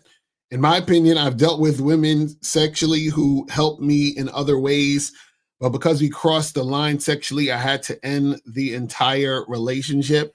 Well, that's because you're mixing up all these things, guys. Guys, this is what y'all gotta understand, man. Like, y'all are confusing women. I don't know how to lead. Leadership is understanding how women think so that you know how to deal with them. You understand what I'm saying? So if you're like, oh, well, you know, we was cool, but then we be having sex and then now it's some shit. That's because you mixing shit up. You understand what I'm saying? So like you're having sex with a chick and you hanging out with her doing this other shit. Because you're hanging out with her doing this other shit, she think it's more than just sex. And then you go back to just, you know, oh, we just fucking, and now it's like y'all all over the place. You understand? You got to be very cut and dry. Either we fucking or we dating. That's it. No friends, no friendships. That's that. You X that out of your minds. X this whole friendship shit with women out of your goddamn mind. You understand? See, what you guys have to understand is that you can't actually be friends with women. It's impossible. It's impossible. Oh my God, Locario, you're so misogynistic. Call. Hold on, 502. Why can't you be friends with women? No, I got to go into it. But basically what it is that you can't be friends with women because in order to actually be friends with women, you can't be yourself in order to actually be friends with women. So if you're being yourself, it's impossible. We'll get to that a little later. Yeah. 502, you're on live with Locario. Miles, name, age, city, and are you supporting or using the free call? It's Phoenix again, and I am supporting again. Okay. All right, Phoenix, go ahead. I wanted to get to my actual question this time. Okay. My question was about Locario's live yesterday when he said you gave the example about the man that he wants to speak to college campuses and he charges $2,000 for an hour and stuff. You know what I'm talking about, Locario? Yeah. Okay. So my question was, how does that man determine what his worth is to be able to charge, say, that amount, that $2,000, say whatever his baseline would be? He basically does it just by choosing it. You understand what I'm saying? So what happens is that he can choose based on how he feels about himself and how much he feels he's worth to get that. You see what I'm saying? So what happens is that the point of the example was to show you guys that the reason why you're not able to get what you want is because you haven't seen yourself as valuable enough to get that thing. So what I'm saying is that you have to be the decider.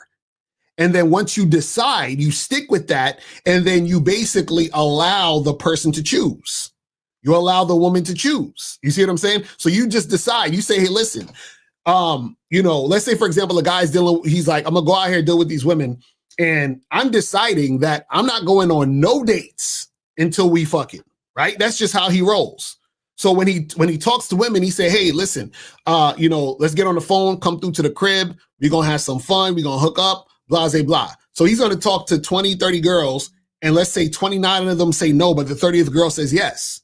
So then he just fucks with the 30th girl, but he stuck to what he wanted to do. And then he found a woman who was going to do what he wanted to do versus him flipping the script and trying to do all this extra shit just to try to get sex. You see what I'm saying? So he's the one who chooses how he wants to make it happen. And then what happens is the choice within itself is the thing that's the value, because what you're essentially saying is that you see yourself that way. You believe this, you know this. You understand what I'm saying? See, a lot of times what happens is people are scared to name their price because they don't believe that other people will see them that valuable. So they're like, nobody's gonna want to fuck with me this way. Nobody's gonna, desire me like that. So I'm not gonna say that. You feel what I'm saying? This is why guys say when I tell them, hey, you can let a chick know you just want to hook up and have sex. But Locario, Miles, women aren't gonna just go for that. They're not gonna. You see what I'm saying? Because they don't believe that they're that desirable to make it happen. You see what I'm saying?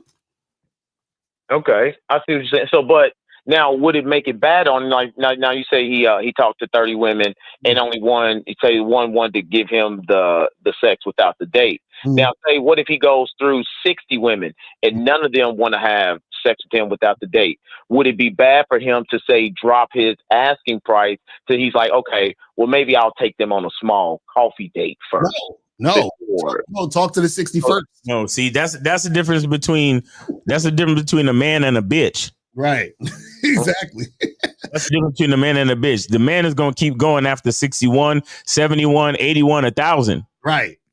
He going to go as far as he need to go to maintain his identity. Mm-hmm. It's the bitch that's going to compromise and be like, well, maybe let me take these chicks on a coffee date to try to soften it up because I'm getting real desperate right now because I've been on a drought and it's been 3 months, bro. And I gotta, that's a bitch. That's a bitch, punk, pussy ass nigga. That's what that is. You understand me? Right. Because remember, what you want to happen is, remember, I always say this, someone has to submit. So if you switch up, you've submitted. Yep. You see what I'm saying? You submitted to the women. And so what I'm saying is the women are supposed to submit to you. So you're saying, I'm standing on my shit. They got to submit. You understand? I ain't fucking with nobody unless they submitting. And this is the thing. The problem is most guys don't understand the concept of abundance. See, scarcity is the thing that makes you switch up, right? What happens is when you understand abundance, right? You understand that there's way more than you can even handle. That's how much abundance there is. But the job, the skill is for you to go out there and find that for yourself. That's the actual work that needs to be put in, is to find the women who are going to be in alignment with what you want. The women who see you as the top guy, see you as the benefit, the come up, which is why they're going to submit to what you're saying. Do you see what I'm saying? So the problem is most guys, because they don't have the strength to be consistent, they're willing to fold for pussy. And then as soon as they fold for pussy, they're wondering, why I keep getting all this pushback from women? Why these chicks be treating me this way? Why these chicks got an attitude? You know why they got an attitude? You know why they treat you that way? Because they don't respect you and they don't see you as valuable. And the reason why is because you told them not to see you that way. You said, listen, I will change who I am for you. I will change who I am to get pussy from you. So if you're willing to do that, why should she respect you? Why should she treat you good? Why should she actually be cooperative? For what? There's no reason to. You see what I'm saying? Yeah, I see what you're saying. So it's kind of like, say, you're a high end fashion dealer. You selling your shirts for $1,000 a piece, and you're saying nobody's buying the shirts. So then they put it on the clearance rack. Nobody really respects the clearance rack. They go in there and just whatever. Your shirts is $5 now. So now they don't have no value in your shirts, but they really liked them when they was $1,000. Exactly, because the thing is that instead of giving up, you could have found the person who's gonna buy it for $1,000. And check this out. You only needed to sell 10 of the shirts to make thousands and thousands of dollars versus somebody who's selling their shirts from the beginning for $5. You see what I'm saying? They would need to sell hundreds of shirts, right, to even get $1,000, where you need to only sell one shirt to get $1,000. So what happens is that the quality within itself is already built into that. You see what I'm saying? And this is why we tell you guys it's not about women, because see, what happens is that you're sifting through all of the stuff to get to the quality. Because remember, you're saying your quality. So I have to find the quality that matches. Do you see what I'm saying? So if I'm selling a shirt for $1,000, what I'm saying is that this shirt is as valuable as $1,000. So when a person gives me the $1,000, it's matching the quality. I'm saying this is 1,000. In order for you to get it, you got to give me 1,000. So if I'm saying I'm the fucking man, in order for you to get me, you got to act right. You got to cooperate. You got to do what I say to get me. You see what I'm saying? But the problem is that you guys are selling the $1,000 shirt, and you're like, oh, well, I asked a few people, they said they didn't want it. Oh my God, maybe my shirt sucks. Maybe it's not as good as I thought and nobody wants this shirt. Oh my God, okay, I'll give it to you for $50. You understand what I'm saying?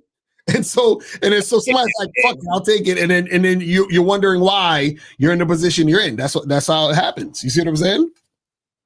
Yeah, because then we're giving coupons and discounts based upon how a bitch looks. Right, exactly. Yeah, and she sees that and she's like, "Oh, this shirt ain't worth shit."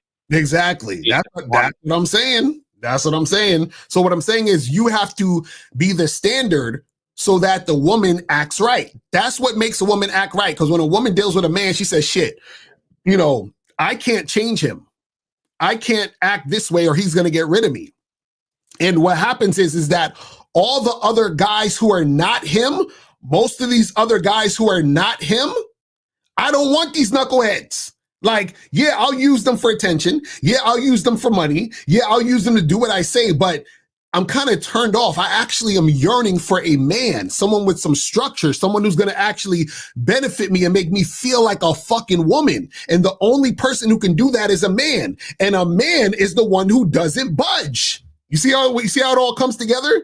Yeah. What happens is like these pickup artist niggas, it's like, bro, why are you giving up, bro? You should chase her, bro. You got to pass through her resistance, bro. You got to switch it up if she's a baddie, bro. And this is what these guys do. This is why they get a bunch of fucking ridiculousness when they deal with these women. You see what I'm saying?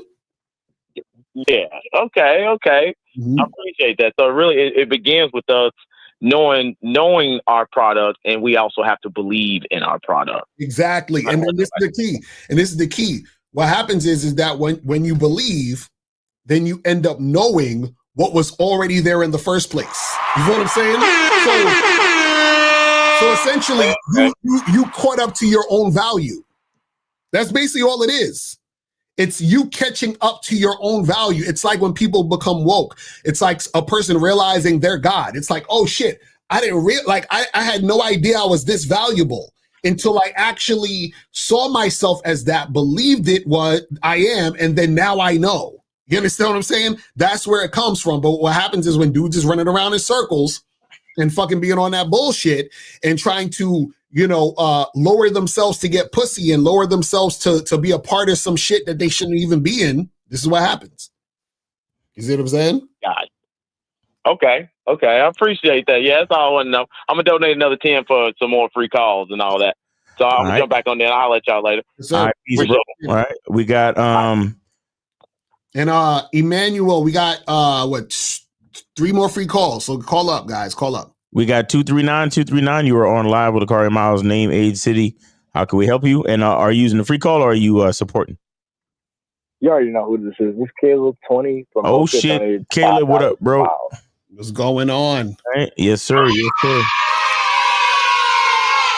That's good. I appreciate you, Caleb. Thank you, sir. And we still got 3 free calls left. So go ahead, Caleb. Yeah, I wanted to basically follow up on like what I was saying the other day. So I'm calling in today because Miles and Lucario's on here. So I want to give an example. I want your thoughts on like if I were to flirt with the chick, right?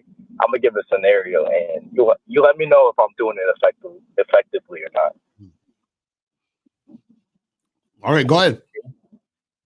Okay, for sure. So it's a chick named Jessica, and she's wearing a black dress, right? So let's say I'm like, listen, excuse me, what's your name? Jessica, my name is Caleb. Nice to meet you. Listen, what were you gonna say? Your phone is breaking up, man. It's like a beast right now. Yeah, start over. You said it. What now? I'll just, you know what? I'm gonna fuck it up. I'm gonna have to call back. I'm gonna try to get to a better place.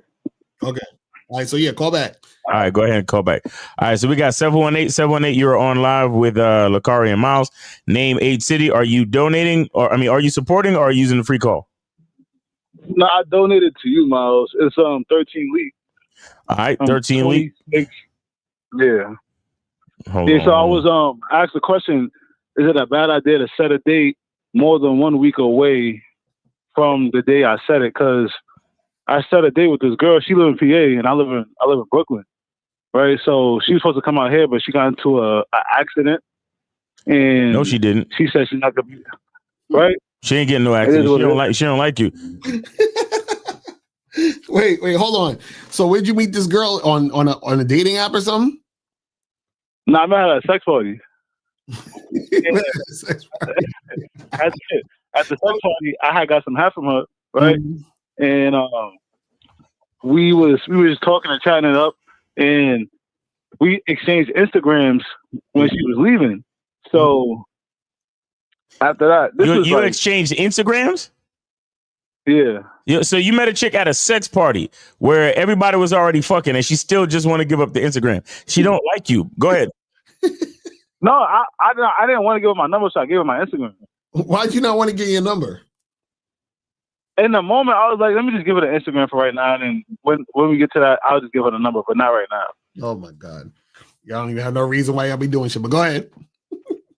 All right, so we set up a situation for tomorrow. She's supposed to come out here and get it popping, right? But she said she got into something this morning, and she said, "Can we do this 2 weeks from now on Friday?"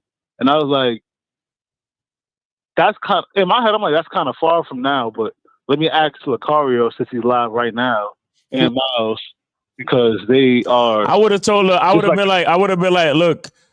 Just if she said next week Wednesday, I say, all right, you know what? Hit me up by Monday of next week to reconfirm.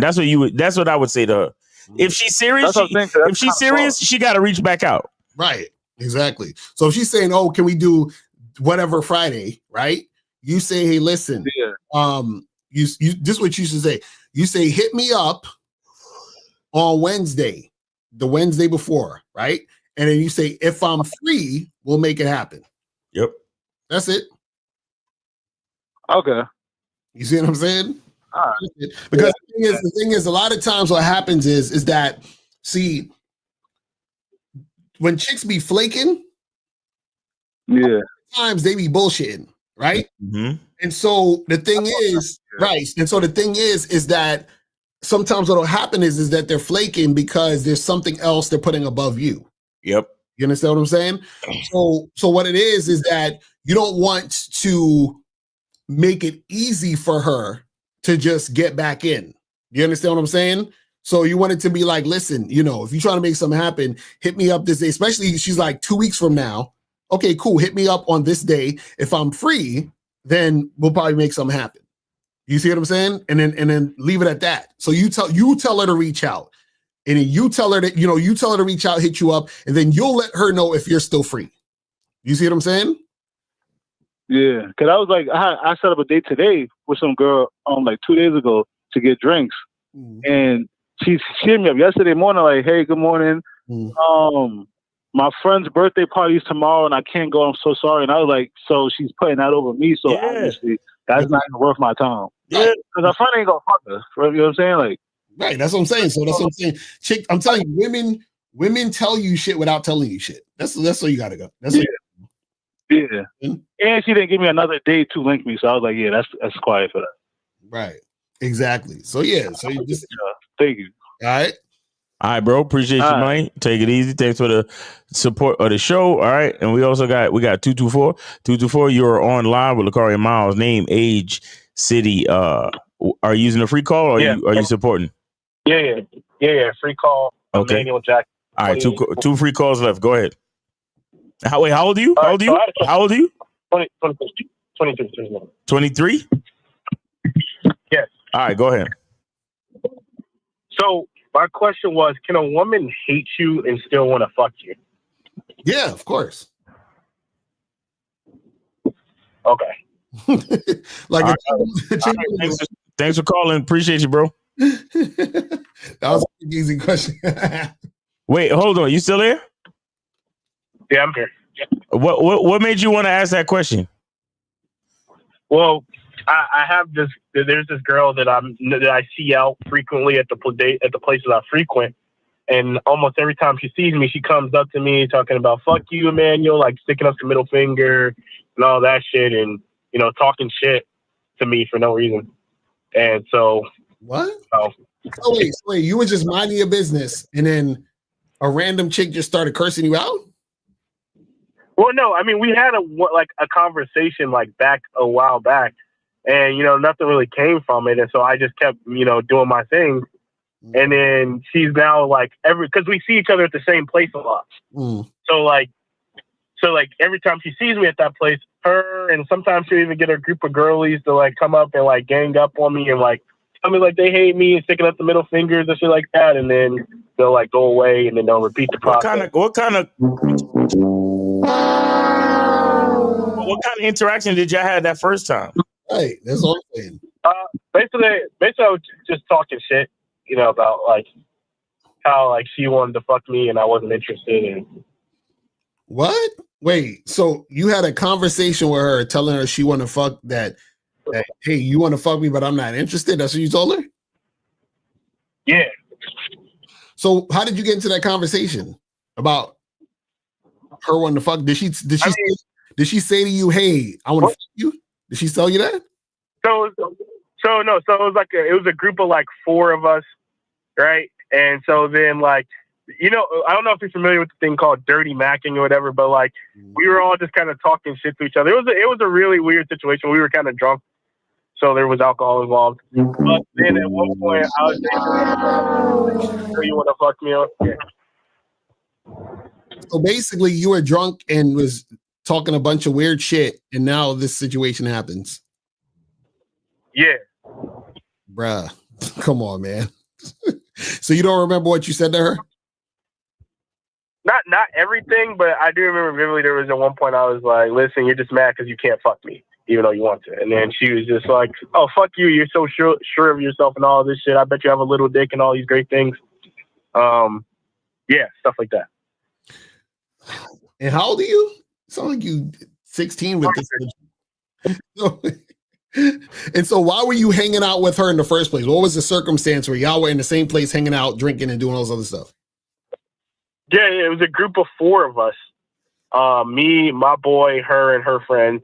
And we were all in a circle talking, drinking at the bar, just talking shit, shooting shit. It started off with a football game at first. It was like 49ers, Eagles, and shit like that. But then it just slowly turned into us just talking shit just in general about each other. So basically, this is all your fault then, because you're getting drunk around these random people and talking shit to random people. And this is the type of situation that's going down. Now the problem though is that you're in a situation where so she's basically giving you the same energy you're giving her. You understand what I'm saying? So yeah, she's here. Yeah. Right. So you're being immature, so she's being immature. right? So that's what I'm saying. So you're bringing this type of energy towards you based on how you're coming in the situation. So my question is that why? So you want to fuck her? Yes. Yeah.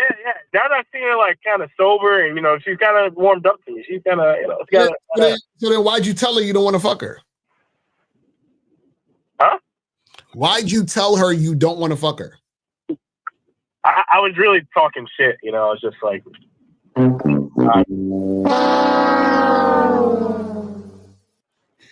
Guys, everything you do matters. Everything. You understand what I'm saying?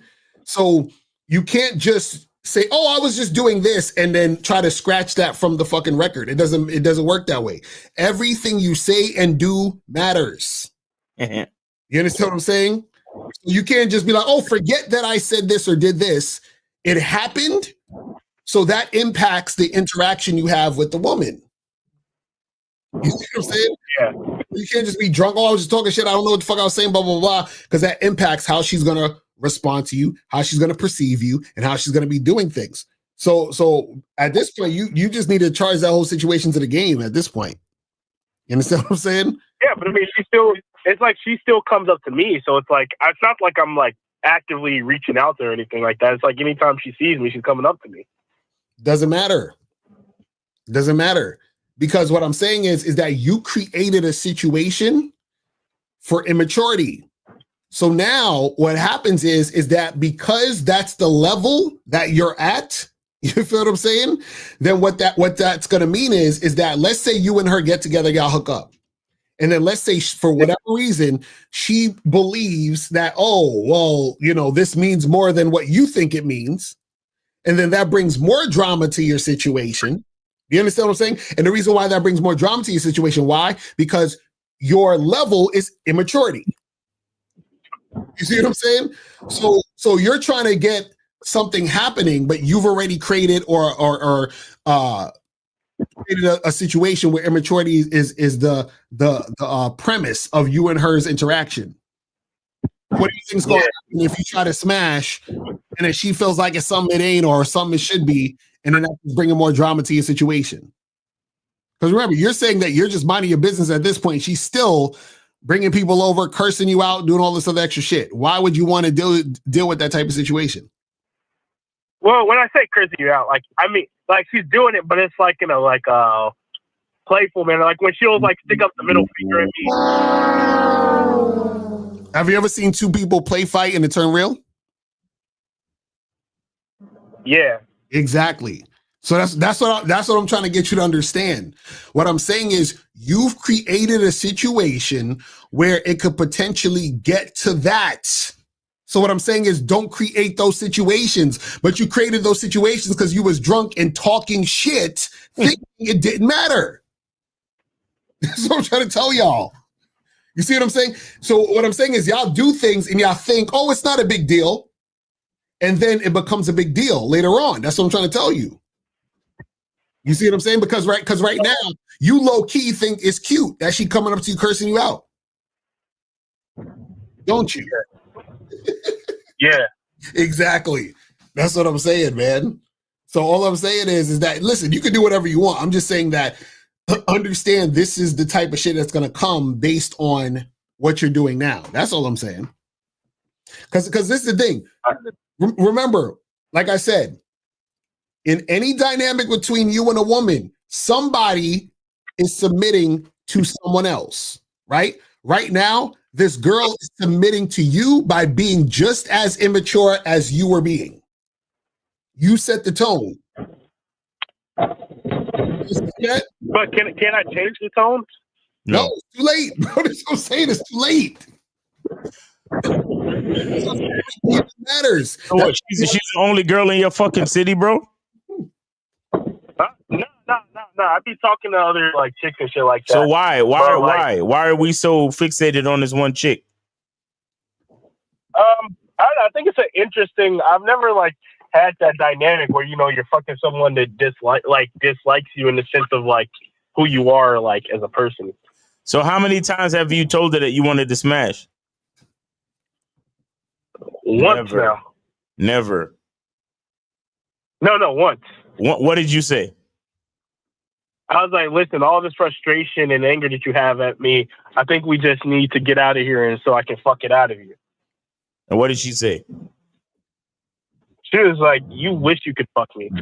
Right. You see what I'm saying? You see all that bullshit? That's what I'm talking about. But caller, you remember the pickup artist is gonna tell you need to pass her shit test, bro. You know what I'm saying? Yeah. You need to stick with it, bro. Keep going. Yeah, hit her attraction triggers. Yeah. Neg her. Exactly. Right. Neg her. Yeah, bro. Shout out to King Zach. He said the caller is getting sexually turned on by being cursed out and disrespected. He probably likes to be pegged and then have his mouth spitting.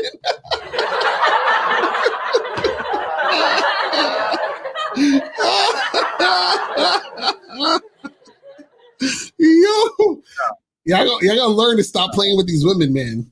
That's what I'm saying, man. Cause basically that's what you're doing. You're basically a pickup artist at this point. You know what I'm saying? Because you're playing into her game. Yeah, I guess I was playing a little game. I should have, like basically all you should have did. Listen, this is all you needed to do. When you saw that woman the first time, you walk up to her like a man. You say, "Hi, my name is so and so. What's your name? Nice to meet you. Listen, I'm interested in doing this, this, and that. Let's get together and make that happen." That's all you needed to do. You know what I'm saying?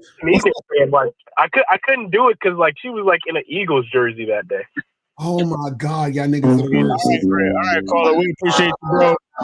You have a great weekend. All right now. Okay, so we got 718. I think this is Moses.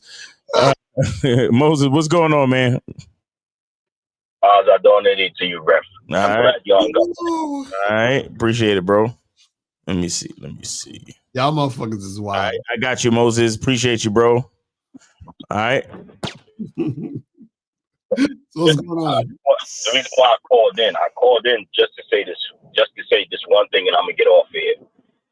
It's crazy how I referred 3 strangers, customers that I'm my job I work at. I referred 3 customers to the Bad Boys membership. Okay, that's what's up.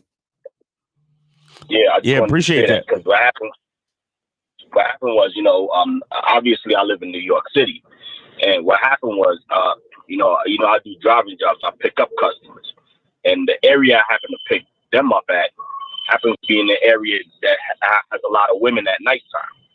So, and then I was asking them about the neighborhood, and then it translated from the neighborhood to talking about, they said, this area has a lot of girls at night, and we started talking about that. They asked me, how did I learn game? I said, well, I went to the source. And I said, they said, where can they find the source? I said, well, go to Real Game No Theory. And they went to Real Game No Theory, and they was listening. They was like, word, this shit is fire. Let me. They asked me, which coach do I have? I said, I have Mr. Locario Miles. I said, get on the Bad Boys membership. And they got on the membership. And they said they can't wait to master that game. So that's what's up, man. Well, Moses, we appreciate the recommendation. You know what I'm saying? Yes, sir. Saying spread the good game around. That's what's up, man. We appreciate it, man. All right. We got any more calls? Nah, we good on calls, man. Let me see what these questions are saying right here. I seen a video, you bashing guys that do indirect game, but then I heard you say you use both depending on the situation. Can you explain? Well, first of all, I wasn't bashing anybody using indirect game. I was saying that when you use indirect game, what's going to happen is that you have a chance where you're going to be wasting more time. Also, what I said is that I'm not talking about using indirect game as far as being an indirect person. I'm talking about when you have a conversation. If you're a guy who is afraid of rejection, what's going to help you is if you're opening a conversation indirect. You see what I'm saying? So indirect game within itself is you being very vague and unclear about your intentions. You see what I'm saying? So when you're having a conversation with a woman, by the end of that conversation, if your intentions are vague, that's you using indirect game, right? Meaning you say, hey, yeah, let's hang out and chill. That's indirect because there's no clear thing that's saying what is the chilling, what is the hanging out. You see what I'm saying? Yeah, what is the chilling? Right, you know what I'm saying? But if you're opening a conversation indirect, that's different than using indirect game. Opening a conversation indirect would be, for example, if a guy sees a woman and he says, oh, that's a nice dress you have. And she says, oh, thank you. And then he's like, hey, my name is John. What's your name? And she's like, oh, I'm Sally. And then he has a conversation with her real quick. And he says, hey, Sally, we should get together, get a drink sometime. Here's my number. He's being direct because he's letting her know, I want us to get together to get a drink. But he opened the conversation indirectly. You see what I'm saying? So that's the thing you guys got to understand. This says, what are some things or questions you ask to find out if a chick is crazy? Well, this is the thing. One of the things is not necessarily, things you need to ask specifically. It's more so you guys have to have more experience, dealing with women so that you'll sort of pick up on it. And the thing is, crazy can be a lot of different things based on the particular individuals, because what you think is crazy, I might not think is crazy. And what I think is crazy, you might not think is crazy. You see what I'm saying? So you could be having a conversation with a woman and she says to you, like, let's say y'all just talking about relationships or sex or whatever. And she says, oh yeah, I met this guy once when I was in Spain and we had a one night stand and then this happened and that happened and so forth and so on. Right.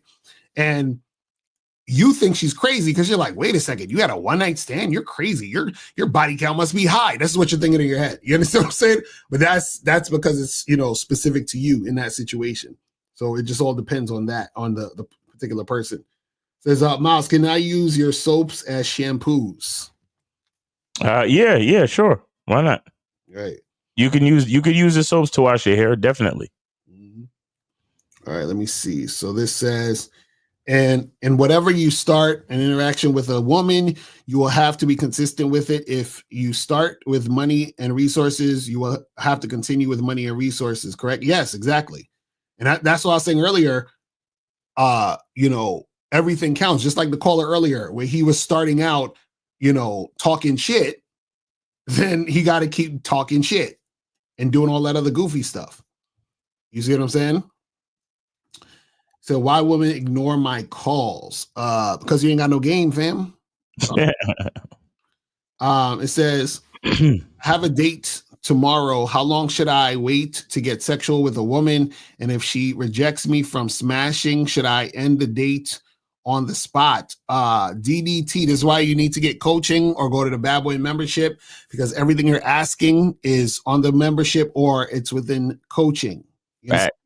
But what I would say though is, it's not a thing where, like, oh, it's 8:12. I need to get sexual now. You know what I'm saying? It's like, you know what I mean? It flow with the situation.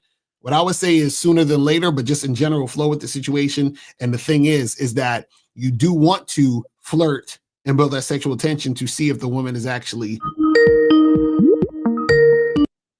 980-980. You're on live with Locario Miles, name Made City.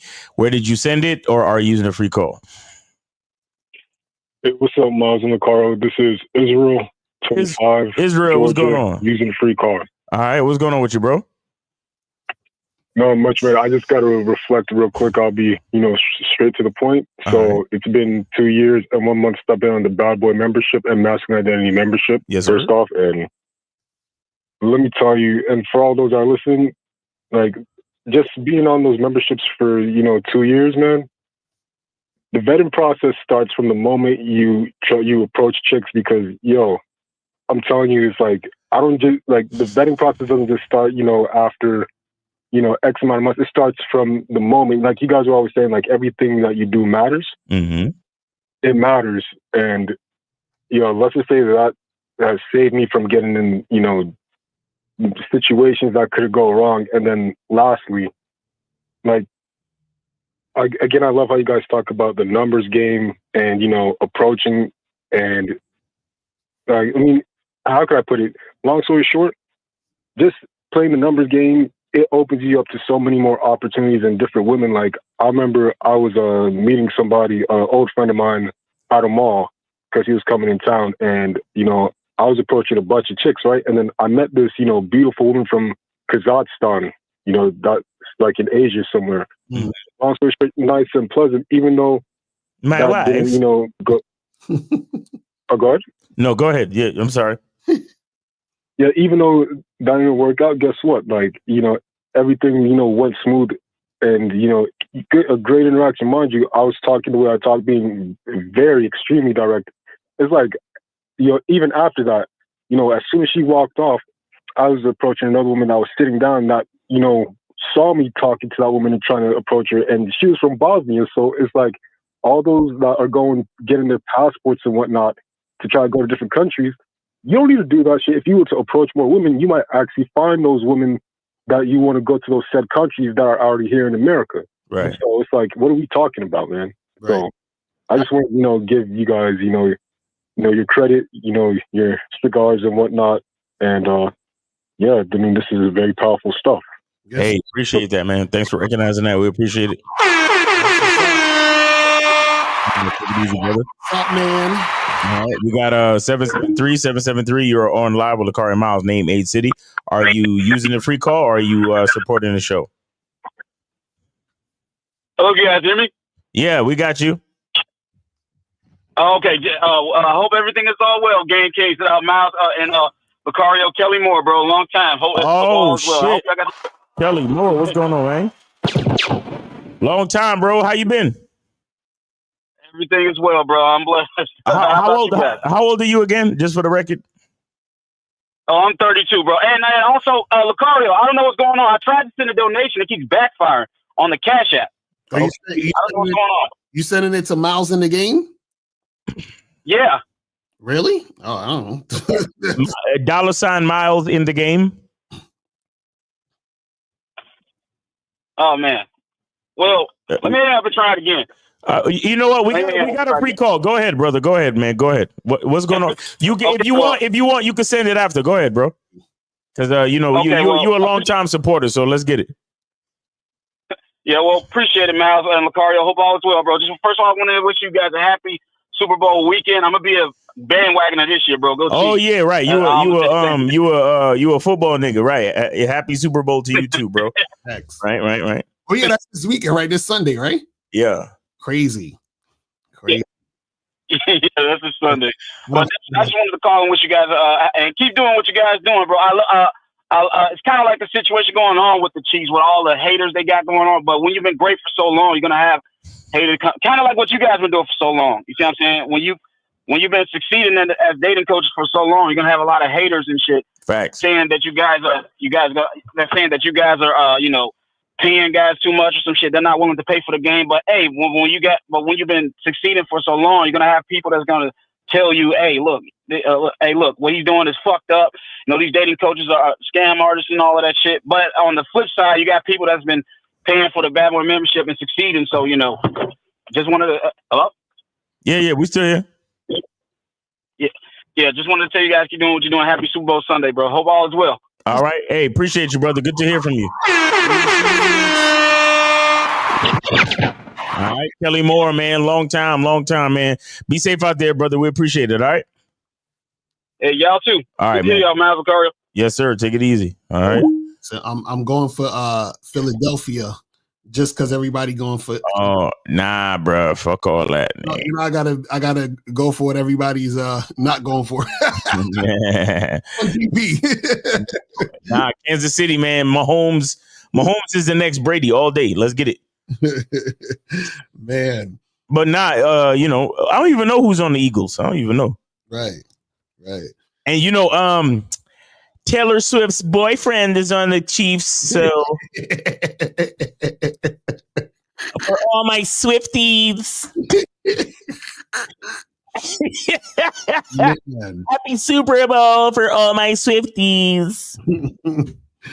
So, man, oh my goodness. But that's why they got to win, because if they lose, then Taylor Swift's going to dump them. You know what I'm saying? So he's exactly, yeah. fighting for his life right now. You He's feel fighting for his goddamn life right now. Because if he lose, the marriage is, even though I don't even know if they got married yet, but she's still gonna take half of everything. Exactly. He gonna call her. He gonna be like, "Yo, baby, I lost." She gonna be like, "Who's this? Excuse me." Excuse me?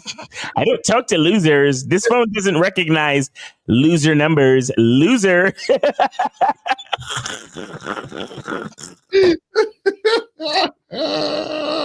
Hello. Loser. Emotional damage. Oh my goodness. Oh God. Woo, anyway, so has there ever been a man who could get any or every woman he wanted? Does a woman's personal preference make this impossible, no matter how much game or how skilled or compatible a man becomes? Yeah, that doesn't exist, and the reason why it doesn't exist is because who you are, right, defines also who you're not. Ooh. Hold on. Oh, yeah, I gotta get that shit. That's that game shit. Who you are defines who you're not. Woo. Who you're not, other people are attracted to that. So if a woman meets you and she's attracted to who you're not, she's not going to be attracted to who you are. So it's impossible for every woman to want you because who you are defines who you're not. So it's always going to be that yin and yang. You see what I'm saying? So this is why when guys are scared of rejection, it's like, why? You're actually supposed to get rejected. Like that's part of the process. You're supposed to. It's impossible not to. You right. Let me see. So what if these women helping you on getting money? Why not be friends? Because you can get women to help you get money and still not be there for. Why do you have to be their friends to get money? If you're their friends because they're getting you money, then are you really their friends? No. Yeah, that's called business. That's called business. Right. It's called business associates, nigga. What are you talking about? Right. Niggas love to use this friend word. Right. Exactly. So y'all niggas are so fucking lonely and needy. Oh my God, she's my friend. Shut the fuck up. Exactly. You have no friends. Mm-hmm. A man has no fucking friend. Let me tell you, a man is his only friend. You understand? I don't know about that. You don't know about that. Because the only reason anybody gives a fuck about a man is because his presence benefits them. Right. Exactly. A man's only friend is himself. Mm-hmm. Mm-hmm. Yo, look, it's a harsh world out here. That's a fact. It's a fucking harsh world out here when you realize you ain't got no friends and nobody gives a fuck about you. Mm-hmm. So much so that if somebody actually does help you, you surprised as fuck. Like, right. Wow, thank you. I had no idea you even gave a fuck. Okay, yo, y'all niggas gotta stay. Yo, friends? Mm-hmm. If I have to say that you're my friend, you're probably not my friend. Right. You get what I'm saying? Mm-hmm. Like if I have to explain it, probably not my friend. Seriously. It says, yeah, real friendship is an unspoken thing. Right. So this says, in regards to people being God, what are your thoughts on the story titled The Egg? I don't know that story, so you'd have to send me some information on that. I don't know. Says, I got coaching with you tomorrow, Locario, because I need it, but is there anything I should do in particular to prepare for it to maximize results? Also, Miles, the membership you have is fire. Thanks. That's what's up. So, Charlie, all you got to do is, call in on the time you're supposed to have it and then just have your questions ready. That's it. That's really all you got to do. You said, could you finish your point on men and women not being able to be friends? Okay, yeah. So basically what I was saying earlier is that men and women can't be friends because in order for friendship to actually work between a man and a woman is the man has to be able to suppress some of his masculinity and suppress who he is, because who the guy is and how he expresses himself, honestly, a lot of times is offensive to women. So if she's offended by who he is, then there's not going to actually be any like flow between me and that, between you and that woman in the situation. Exactly.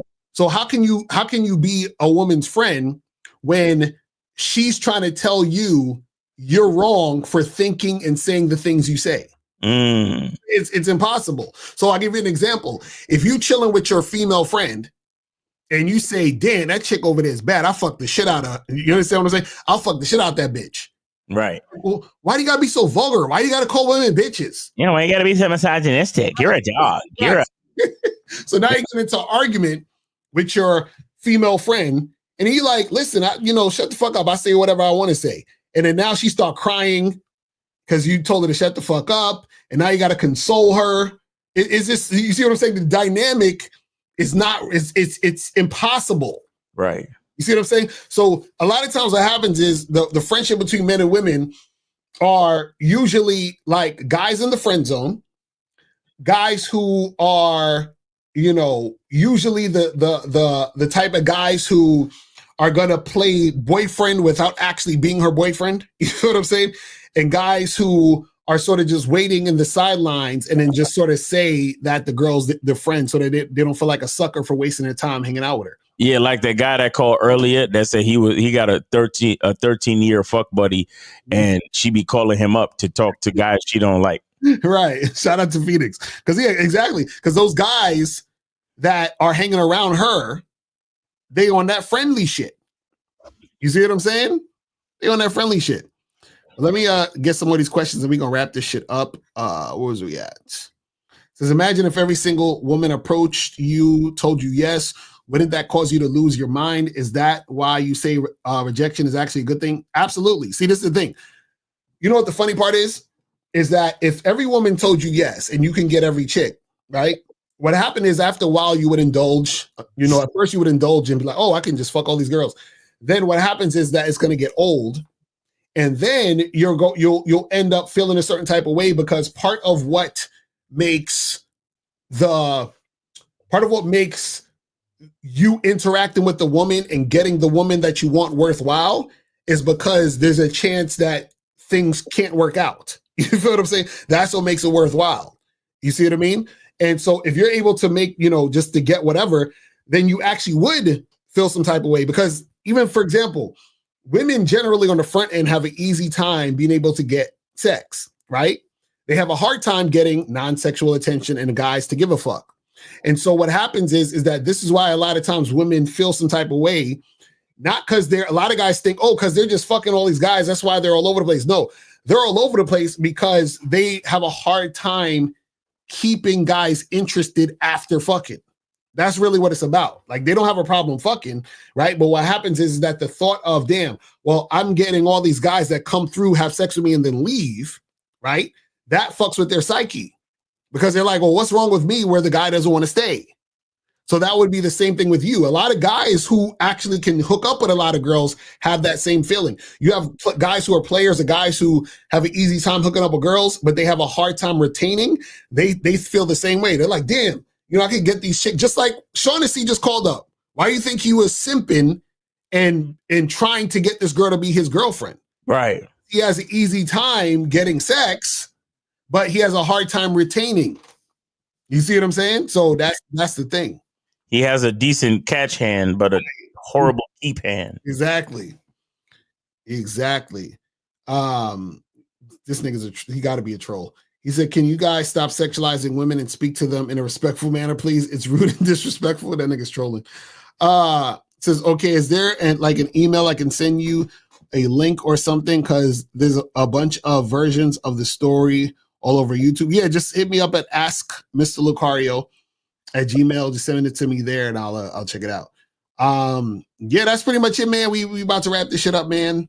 We about to wrap this shit the fuck up. You know what I'm saying? Yeah. Get that soap.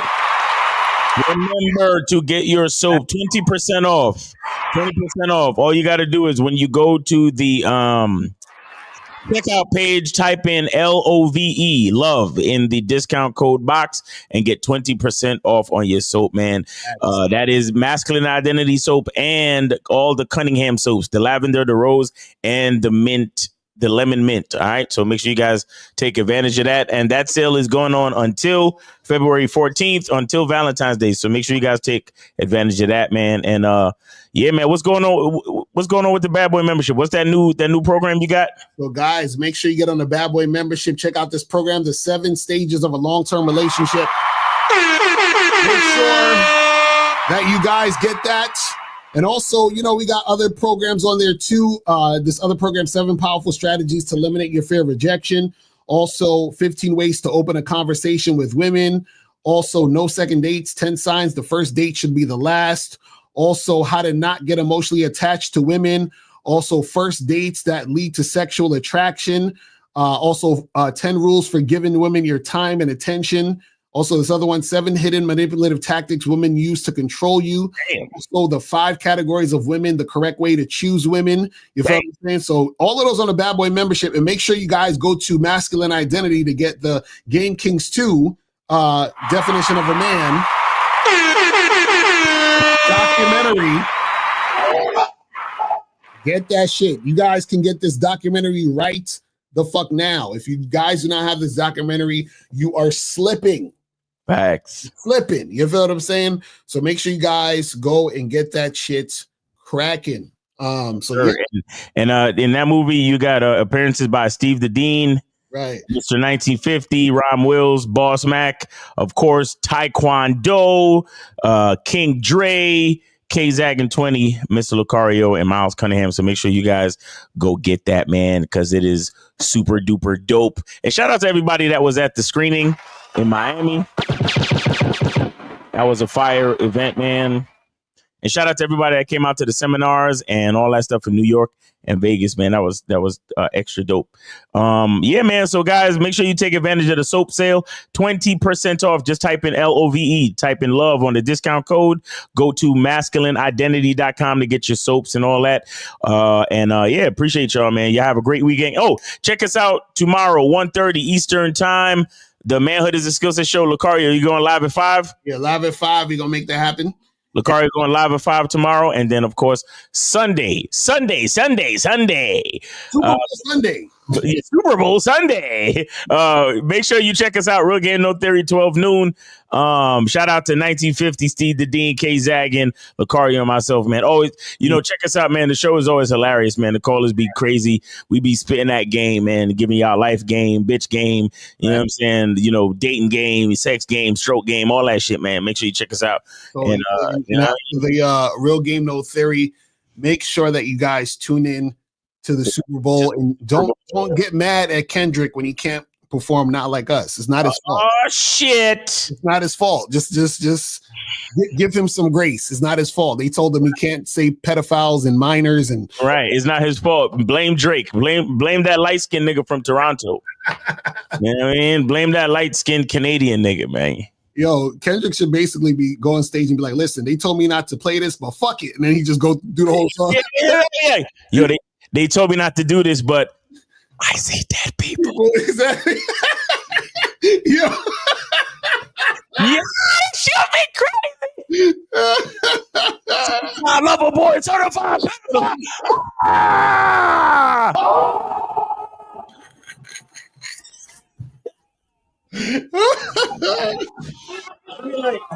Trying to stack a chord, but it's probably a minor. He should be like, listen, those white people told me not to do this, but fuck it. You know what I'm saying? And just go in. Fuck that shit. I don't listen to white folks, nigga. They'd be like this, cut it. They'd be like, cut the feed. They would cut that shit faster than that Janet Jackson wardrobe malfunction shit. Remember that shit from back in the day with Justin Timberlake when he ripped the thing off her titty? Right, exactly. They cut that shit. Exactly. Right, exactly. Good one, April. Yo, they told me not to do this, but you're not like us. Yo, I can't wait to see what's going to happen. Nah, the first thing he gonna perform is that mustard shit. He gonna run out on the field talking about mustard. Bruh. Yo. Gonna run out on the field talking about mustard. They run out on the field like Naruto with their hands behind him like this.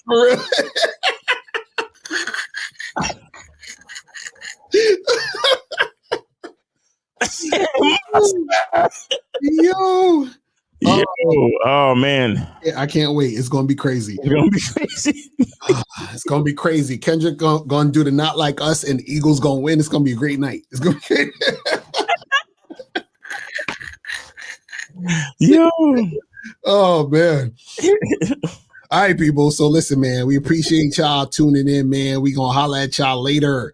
And remember, people, the truth is inside you. We out. I can take the dick off the table based upon my standard. You aren't gonna get hold of this dick if you ain't being the woman I need you to be. You need to realize that you need to cook, clean.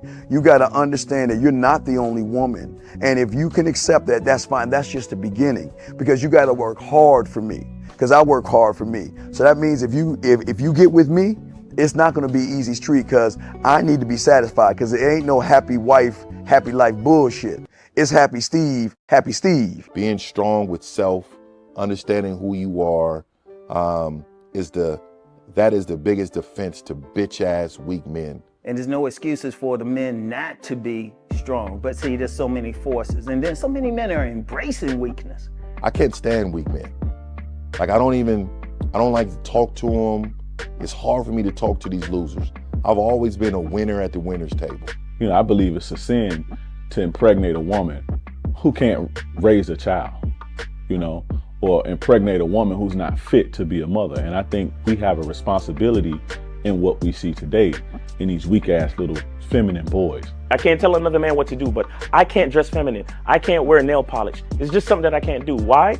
Because if I'm walking down the street and somebody's having trouble with a flat tire, I want them to feel that they can come to me and ask me, hey man, could you help me out with this? Because those are the type of things that a man will help out with. So I need to look like a man so they can know where to come for help. Yeah, it is such a thing as toxic masculinity in the minds of bitch ass motherfuckers. Talk about masculinity, assertiveness, authenticity, transparency. How can a guy who's straight up and honest with what he does be toxic? If the media can train you to think something bad about it, you hear the word and you want to instantly have a certain reaction. You stop thinking, you start feeling. And when people learn to think and feel and not think through their feelings, that's when they can evaluate a person holistically. And they can say, is this toxic masculinity, or did I just hear something I didn't like? And why did I not like it? And only let me go within myself to see why. I don't never look at no motherfucker and say, oh, that's a toxic masculine motherfucker. I never ever had, I didn't even know, that was an invented concept from a weak motherfucker that was like, I'm just tired of this motherfucker trying to tell me what to do and bully you over me with this bullshit. What's going to make you successful is just understanding who you are and getting your mind right and being happy with who you are. That is the thing that's going to really make you successful. Because after you get all the toys, after you get all these things going on, you've had sex with all the women you want to have sex with, you traveled all the places, you're still going to be you, and you're going to always come back to you.